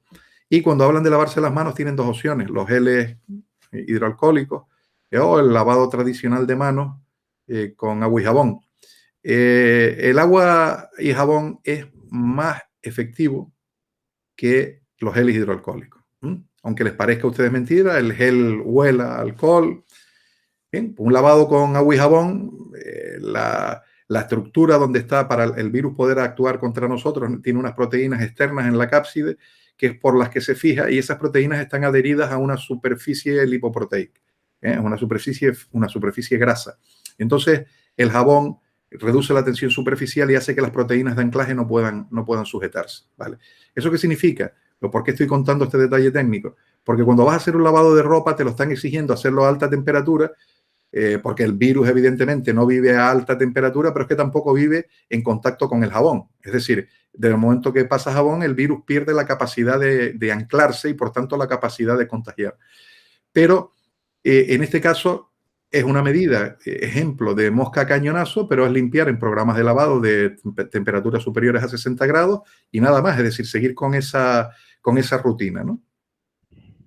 Ujú. En el caso, perdona, en el caso de los camiones. En el caso de los camiones es un caso interesante, porque se está estudiando mucho la interfase. Los camiones suelen ser de la misma lavandería, pero se está estudiando mucho la interfase entre el transportista y la empresa, ¿no? Entonces, y se está hablando en el sector alimentario, incluso se habla de una cosa muy curiosa. En el sector alimentario se está diciendo, oye, ¿qué es lo que pasa con le tengo que exigir a mi proveedor un COVID-free? No, mire, no hay que llegar a eso, lo dice la normativa que ha emitido, las recomendaciones que ha emitido para el sector alimentario la Comunidad Europea, pero sí debes exigir que el transportista tome una serie de medidas, pero eso ya tendría que estar en tus protocolos. ¿Y cuáles son esas medidas? Pues limpieza y desinfección de la zona donde va a transportar. Y la limpieza y desinfección de zona donde va a transportar es tener un programa de desinfección, una secuencia, es decir, una periodicidad, y luego tenerlo, vuelvo a decir lo mismo, validado que la superficie con lo que se ha limpiado está suficientemente protegida. No voy a disertar aquí sobre los distintos tipos de desinfectantes, pero sí les voy a dar un consejo, que ese tipo de operaciones, para no perder operatividad, hay que hacerlas generalmente se suelen hacer con lanzas, con sistemas de rociado, y el sistema de rociado es, después de haber lavado el camión, se rocía una solución desinfectante con efecto residual. Efecto residual son detergentes de amonio cuaternario, que recuerden, tienen que tener autorización HA o autorización BPR, que vendrá luego de la Comunidad Europea, en case number. Es decir, que tiene que ser un producto registrado. Cuando lo hayan hecho, validan la superficie y validando la superficie ya tienen ustedes un protocolo in secular seculorum, es decir, hasta que se cambie por otro motivo, tienen ustedes un protocolo con esos productos para esa desinfección. ¿Qué ocurre mañana si deciden, porque es caro, porque no lo consiguen en el mercado, utilizar otro producto? Porque tienen que volver a validar el protocolo. ¿Lo han entendido? ¿Alguna Sí, duda? muchas gracias. No hay de qué. Sí, perdona, Yuconda, ¿sí? No, la pregunta era, esa validación en nuestro caso, que evidentemente nuestro sector va a transportar ropa sucia, ropa limpia en un camión que previamente tiene que ser desinfectado, esa validación, ¿quién nos las tendría que dar y con qué frecuencia? Vale, le explico. Muy buena pregunta porque se me había olvidado. La validación se hace una sola vez. Vamos al caso. La validación se hace una sola vez porque es un estudio. Ustedes tienen que tener un protocolo. El protocolo tiene que estar por escrito. Entonces, de hecho, se los van a pedir sus clientes.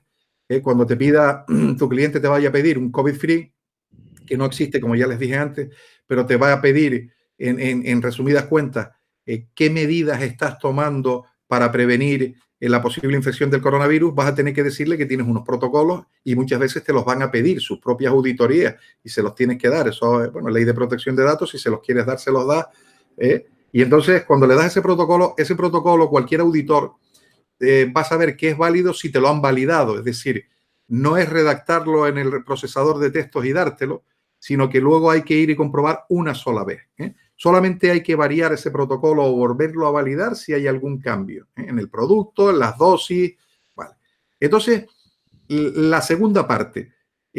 Está el protocolo, está validado, no hay ningún cambio, me vale para siempre. No, se tienen que acostumbrar a una cosa que ya en el sector hotelero está muy bien implantado por garantizar la calidad, porque lo exigen los tour operadores, y en el sector alimentario ya también lo están exigiendo los clientes, pero antes de que lo exigieran los clientes, la propia responsabilidad les llevó a ello. Y es que te pasen auditorías mensuales, es decir, una empresa te va a hacer un protocolo para auditar tu instalación en aquellos aspectos. Puede ser una auditoría solamente de este tipo de procedimientos, es decir, A ti en un momento determinado te va a convenir auditar solo estos procedimientos para que te salga más barato. Los demás, los rutinarios de otro tipo, o los internos no te van a hacer falta. Es decir, no hace falta que tengas una AENOR ISO X para el lavado de prendas, sino que te vaya una empresa que te audite los protocolos que te van a pedir relativos a la prevención del COVID, que serían más o menos, entre comillas, los que se van a hacer obligatorios en el mercado. Cuando hablábamos de anticipación, a eso es a lo que hay que anticiparse. Es decir, vale, me busco una empresa que me haga un protocolo de limpieza y desinfección con los productos que yo utilizo o con otros, si no me valen justo los que tengo, añadir el que tengan en el mercado. Vemos la provisión de medios, que les decía antes que es importante. Todo esto de hablar está bien, pero si no proveemos los medios, bueno, ya tengo una lanceta, ya tengo un sistema donde lavar los camiones y voy a lavarlo, ¿no? Entonces, lavo ese camión, lo desinfecto, me lo van a validar y el informe de validación, que es una prueba microbiológica, sale positivo. Bueno, yo lo adjunto al expediente, en el anexo, mi informe de validación con este producto y con esto, ¿vale? A partir de entonces, lo único que tengo que hacer es auditarlo. ¿Auditarlo con qué periodicidad? Pues mira, hay quien lo audita mensual, hay quien lo audita trimestral. Entonces, trimestralmente te tiene que ir alguien a comprobar que cuando lavan el camión se sigue teniendo la misma situación que cuando eso se validó. Es decir, que se te hace una pequeña prueba microbiológica en el camión y se rellena un pequeño cuestionario, y eso también lo vas poniendo y lo vas archivando, porque también te lo suelen pedir tus clientes, o te lo van a pedir tus clientes como garantía de que haces las cosas conforme a un programa. Eso el comité de crisis de cualquier hotel lo va a implantar así, ¿no? De que sus proveedores tengan algún programa de prevención del virus. Y entonces tendrás que tener eso. El kit va a ser validar, o sea, estudiar todo el proceso y dónde puede contaminarse, desde las bolsas de plástico donde va el producto, dónde están almacenadas, cuándo se utilizan y cómo se utilizan, si la zona está debidamente limpia y no pueden coger contaminación superficial, el caso que nos ocupa ahora, que es el transporte en camiones, cómo están los camiones a la hora de transportar, vale, pues todo eso te lo va a pedir tu cliente, de que lo tengas contemplado un protocolo y validado, y después de validado que lo tengas auditado, es decir, que con cierta periodicidad. Y hoy en día, para no emplear más recursos de lo normal, si lo vas a hacer, no lo hagas mensual, hazlo trimestral, que el auditarlo trimestralmente. Si luego hay un proveedor que por sus exigencias de calidad te dice, no, esto házmelo mensual, pues lo haces mensual. Si no, hazlo trimestral y tienes 4 auditorías sectoriales, es decir, no es de todo tu proceso, pero sí tienes una auditoría de la parte relativa al COVID. Es decir, la parte relativa de asegurar el COVID, es decir, reducir, lo que les dije antes, las probabilidades de que vaya en tu producto y contamine o pueda producir una contaminación cruzada en un cliente. Sí, Yura Tafik, voy un poquito rápido, nos pregunta si habría que desinfectar todo el mobiliario completo de un cliente a otro, las sillas, las mesas. Me explico. La lógica impone, miren, ahora se está discutiendo sobre esto. Evidentemente va a haber una limitación de aforos. Esa limitación de aforos va a ser de que varias mesas tengan que ser retiradas y para respetar la distancia, poner las mesas a mayor distancia. Inicialmente, en la medida que se vaya controlando el virus, pues van a ser más flexibles con el tema de aforos. Pero aparte del tema de aforos, eso va a ser común a restauración, a Horeca, a todo, ¿no? Es decir, el tema está en que cliente y cliente te van, entre comillas, sí, a obligar a que se desinfecte. Mira, ahora mismo, si vas o ibas, ahora están, si vas a un fast food, siempre dan con una pistolita, no entre cliente y cliente, vale. Allí se utilizan productos que la matriz autoriza porque sabe que son desinfectantes de superficie. Aquí tendrás que utilizar desinfectantes de superficie entre cliente y cliente. La desinfección de mesa y sillas es relativamente rápida porque sencillamente es pulverizar un producto.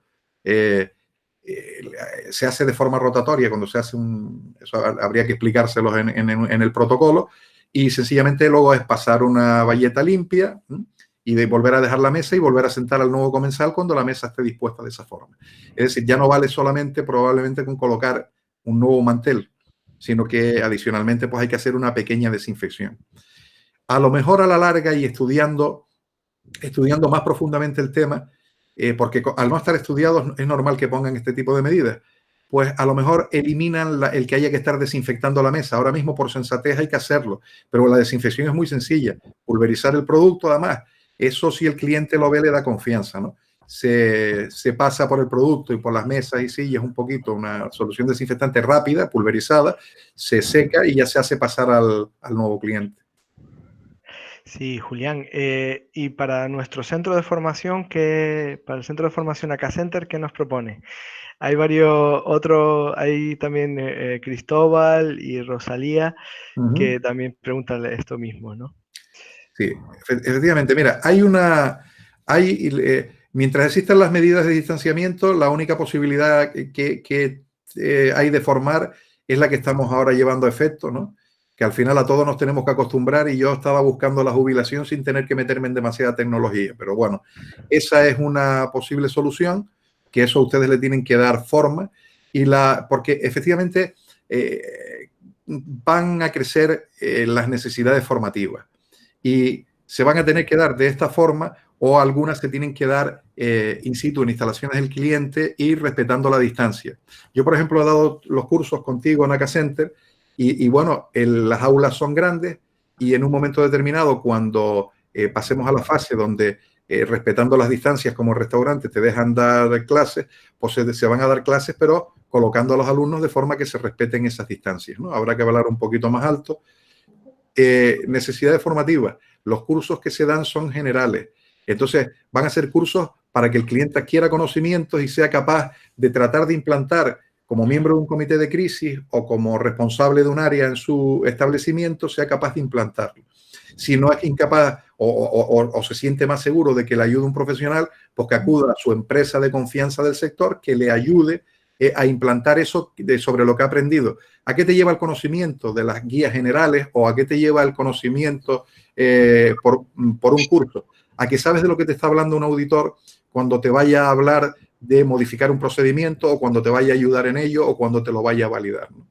Y entonces tienen que insistir en que piensen, una de las grandes soluciones, se las puse aquí, es que pasa, y esto en alimentaria es secular, es decir, cuando yo hago una auditoría y detecto problemas, generalmente están implicados en esos problemas el haber hecho una omisión o algo de lo que aún no nos habíamos dado cuenta un operario, y entonces una de las medidas correctoras es las acciones formativas internas.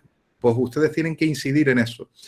Cuando se ponga esto en marcha, disponer las clases de forma que el aforo máximo por el que van a convocar los cursos, ya saben que va a ser el correspondiente al que les permita el aula, respetando las distancias. Julián, si me permite, Juan Pablo, sí quería, Julián, que me dieras tu opinión sobre la incorporación del sector a los centros de formación, que en este caso estamos en modalidad de teleformación, y bueno, teleformación para los alumnos y teletrabajo para el personal.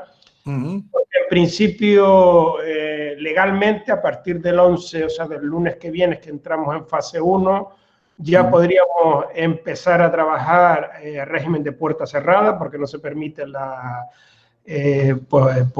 concentración, o sea, no se permite la concentración de alumnos, por un poco para desinfectar y organizar los ámbitos administrativos, y a partir del 25 de mayo, si no me he liado con la fecha, entramos en fase 2, en lo cual, teóricamente, si no cambian los protocolos de publicación de los BOEs, pues ya podríamos entrar en fase de formación hasta 10 personas máximo.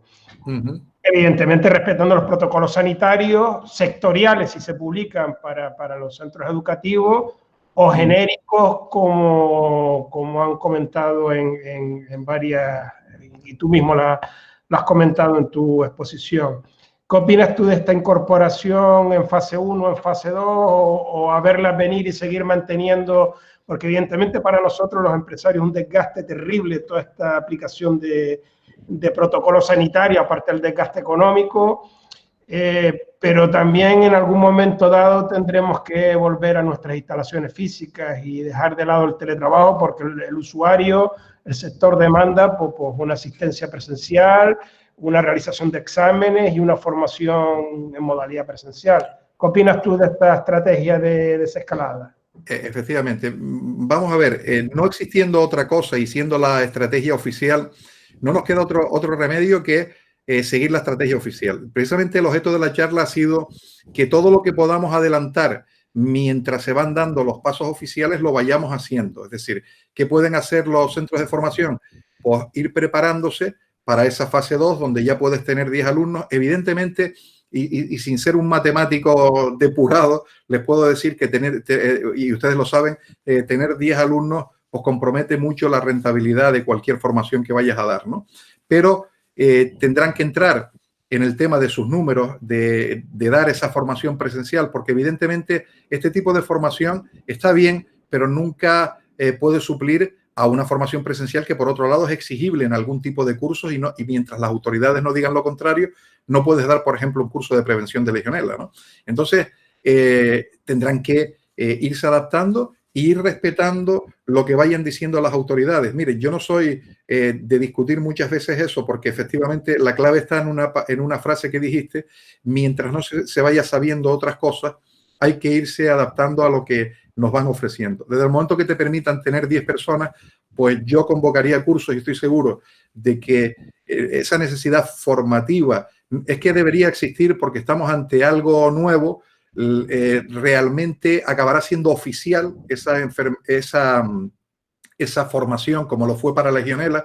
Piensen ustedes que de legionela mueren al año decenas solamente de gente, decenas en España, en todo caso, 10, 15, 20.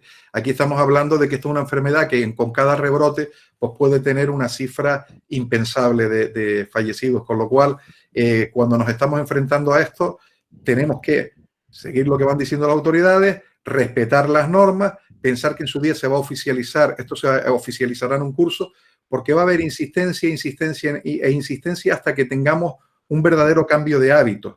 Yo creo que aquí nos estamos poniendo las pilas, al haber estado encerrados en casa, nos estamos poniendo las pilas y vamos a ser bastante menos susceptibles a cambiar nuestros hábitos a la hora de decir, bueno, esto yo no lo hago para pasar un examen, sino lo hago para tratar de entender cómo luego puedo implantarlo en mi empresa y hacerla más segura, porque si tengo casos, no me va a venir bien para mi negocio y no me va a venir bien para mi situación.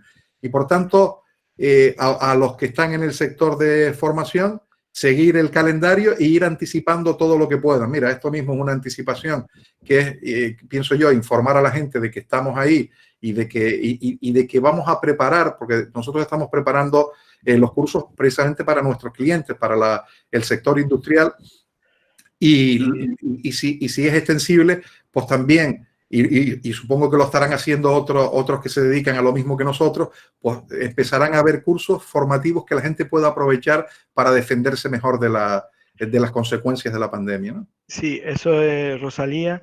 Y también preguntaba por el tema de los cursos. Bueno, perdona, Cristóbal, no sé si un poco ha contestado la pregunta.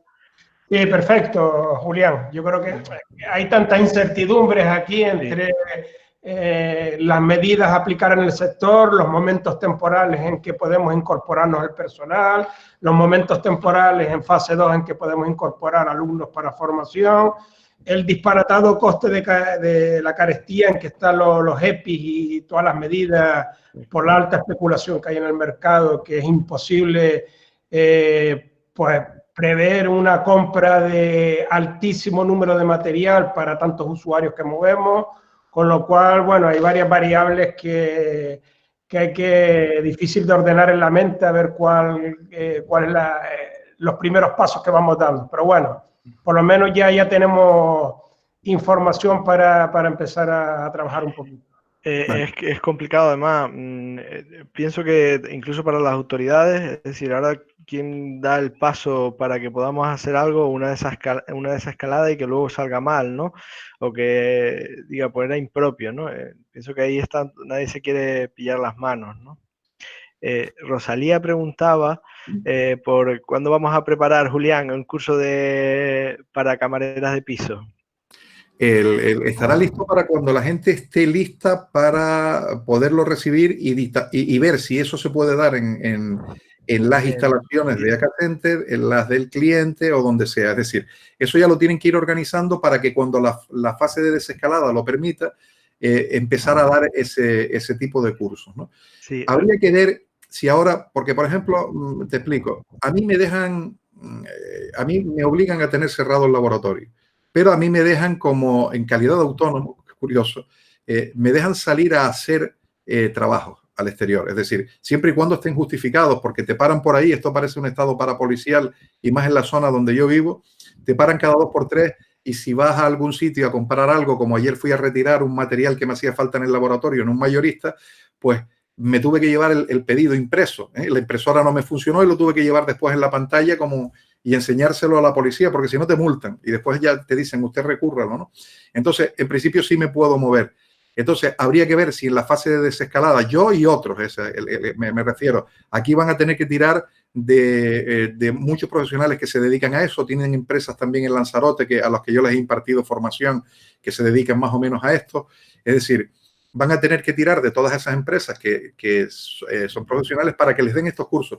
Este curso, lo que sí quiero aclararle a todos los que continúan ahí, es que este tipo de cursos no es para pasar el examen y tener el diploma, que eso está bien porque por prevención de riesgos y por comité de crisis lo van a poder, entre comillas, archivar allí y además demostrarle a sus clientes, en este caso en los hoteles serían los turoperadores, demostrarle a sus clientes que ustedes están tomando ese tipo de medidas, incluso dando esa formación. Eso está bien, pero este tipo de cursos que tiene que ser inminentemente prácticos, la gente tiene que aprender de verdad y muchas veces en este tipo de cursos, cuando los vayan a adaptar a su realidad, a su empresa, a sus superficies, a las características de su hotel, si tienen dudas, complementarlos con sus propios auditores. Es decir, ya he dado un curso, he aprendido unas cosas, las estoy poniendo en práctica, tengo dudas, vale, pues esas dudas se las transmito a la auditoría. Mira, he aprendido esto en el curso que es más seguro, hay que hacer una validación de esto, estamos haciendo esto con esto y con HA, vale, estás poniendo en práctica unos nuevos protocolos que has sacado de ese curso, estás poniendo en práctica a lo mejor un nuevo ciclo de limpieza de la habitación, te lo tiene que validar tu auditor. Es decir, vale, está bien y tiene que colaborar y todas esas dudas que puedas tener, solucionarlas. Es decir, ahora lo que se impone no es el sistema de paso el examen y ya puedo hacer tratamientos de Legionela, sino paso el examen, puedo hacer tratamientos de Legionela, sé y me implico. Es decir, no lo hice el programa porque lo pida la ley y tenga que tener el carnet, sino lo hago porque además puedo utilizarlo. De acuerdo, de acuerdo. Yo creo que se nos ha extendido un poco más de lo que teníamos previsto. ¿Te da tiempo a hacer la pregunta? Con el tema de si las empresas de prevención son las únicas que pueden realizar formación en prevención de riesgos laborales, no, entendemos que no es correcto.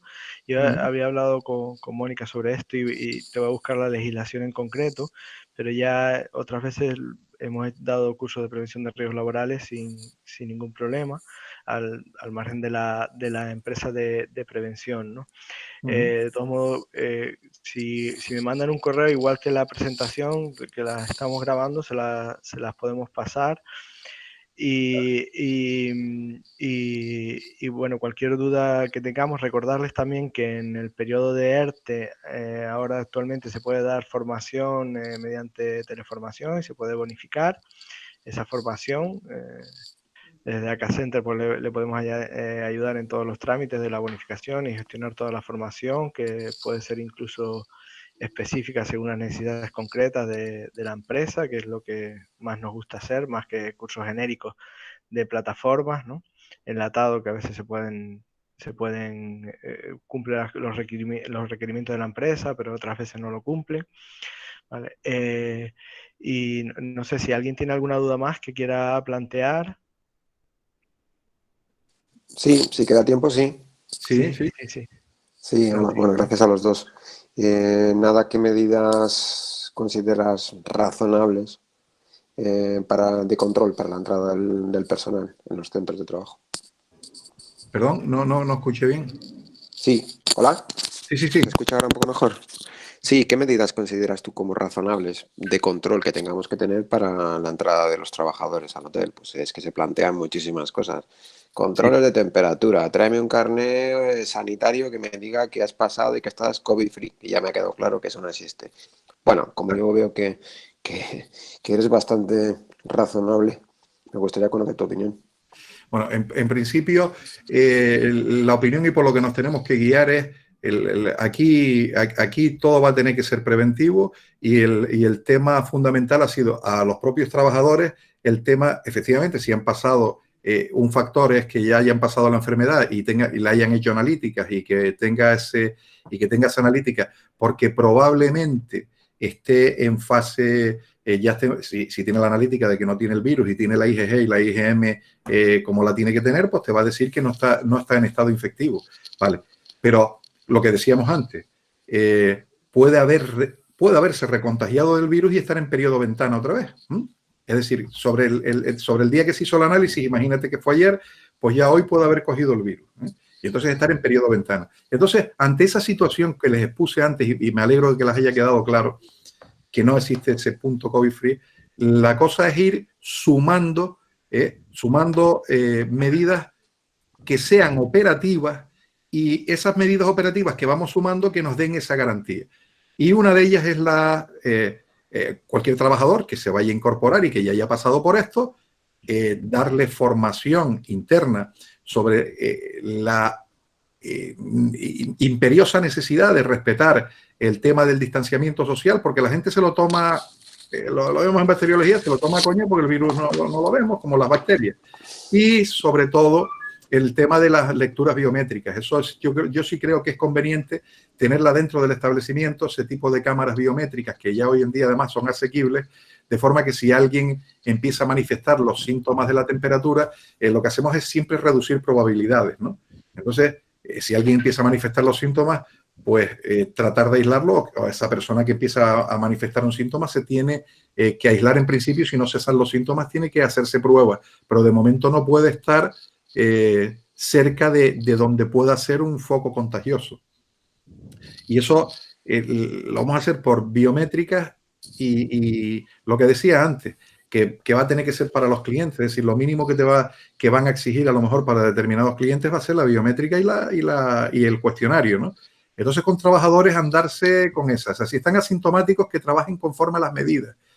Porque como no sabemos si están contagiados o no, que trabajen conforme a medidas. Si empiezan a presentar síntomas o lo detectamos con una cámara biométrica, tomar ese tipo de medidas, que en principio es, si alguien tiene la temperatura corporal anormalmente alta, es apartarlo del servicio de forma preventiva. Claro.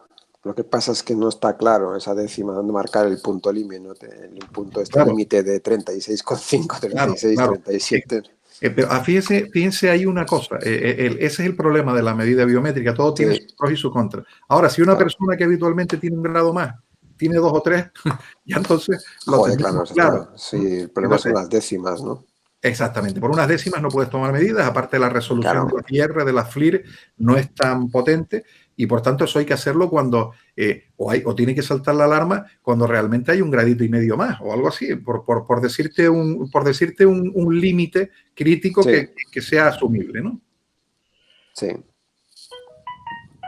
Bueno, será por definir por los técnicos en cada caso, porque sabéis más como vosotros, pues será para definir, mira, pues hay un arco de aquí a aquí que es razonable y sumado a las otras medidas entre formación, protocolos y tal, pues estás dentro de una protección razonable. Efectivamente. Es que lo mismo va a pasar con los clientes.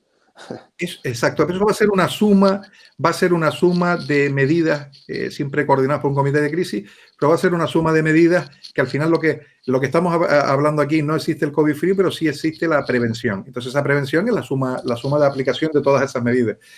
No hay otra, es decir...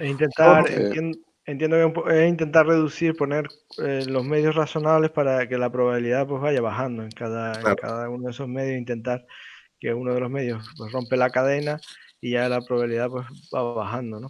Y cuando también dice que quizás en verano la temperatura aumente, ¿no? Y entonces quizás pues la temperatura corporal también es mayor, ¿no? Entonces Por eso puede ser decíamos de complicado. establecer un límite crítico por ejemplo, en las cámaras de detección biométrica, poner un límite crítico aceptable, pero no es aquello de matar moscas a cañonazos ni de volvernos locos, decir, bueno, vamos a poner un límite porque esas cámaras va conectado a un ordenador y solamente que salte en caso de que, bueno, existe 1,5 grados, 2 grados sobre el promedio. Dice, bueno, ya eso es un caso que efectivamente no es que tenga la temperatura corporal normalmente más alta, salvo que sea un héroe de Marvel, sino que es una persona que en ese momento está padeciendo una enfermedad que a lo mejor es una simple gripe o a lo mejor es una infección de garganta, pero ya pasaría al grupo de sospechosos, ¿no? Y sobre eso tienen que tener el tipo de medida, sea un empleado o el tipo de medida siendo un cliente contemplado en sus procedimientos.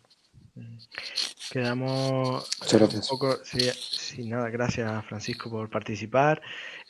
Ha sido durado casi exactamente de las 11:30 hasta las 1:30, exactamente 2 horas. Han habido tiempo de unos 40 participantes, ahora mismo somos 30, por lo que me está marcando aquí. Creo que el interés es bastante elevado por la materia, esperamos y, en fin, quedamos a su disposición para cualquier otra cosa, incluso una pregunta de última hora, si quieren plantearla. Y si no, pues lo despedimos aquí. Quedamos desde Acacenter con el correo info@acacenter o en el teléfono le podemos ayudar junto con Sanitech, por tanto, para establecer los protocolos o las medidas sanitarias que ustedes necesiten en su establecimiento. Bueno, por mi parte, darle las gracias a todos por haberme escuchado. Para mí es un placer tratar de transmitirles lo que conozco al respecto. Solamente decirles que hay que trabajar, estamos en un periodo de barbecho, en un periodo de incertidumbre, y yo creo que la actitud que tenemos que tener todos es trabajar previniendo lo que se nos viene encima. Efectivamente, una de las últimas preguntas que me hizo un caballero tiene toda la razón, es decir, todavía hay muchas incertidumbres, pero nosotros tenemos que trabajar ya con las certidumbres que tenemos. Y la certidumbre que tenemos es que hay que modificar determinadas cosas, no hay que volverse locos, no hay que matar moscas a cañonazos, pero sí hay que modificar porque hay que reforzar determinadas áreas, hay que crear un comité, hay que hacer validaciones que hasta ahora en este sector no se hacían, en alimentaria sí se hacen, hay que hacer una limpieza porque esté más cercana los hoteles, pues las habitaciones se pueden parecer un poco ya a las habitaciones de hospitales en el sentido que los protocolos van a tener que ser un poco casi como similares. Es decir, ese refuerzo va a requerir de un esfuerzo de que se pongan ahora a trabajar sobre ello, de forma que cuando vayan sucediéndose las fases no los coja con trabajo atrasado. Ahora mismo tenemos tiempo, todo lo que se pueda hacer desde ahora deben hacerlo. Y desde luego la formación que van a requerir para eso, pues ya tendrán distintas fuentes que se les van a brindar para esa formación y procedan, es decir, no se queden quietos. Agradecerle, espero que la charla les haya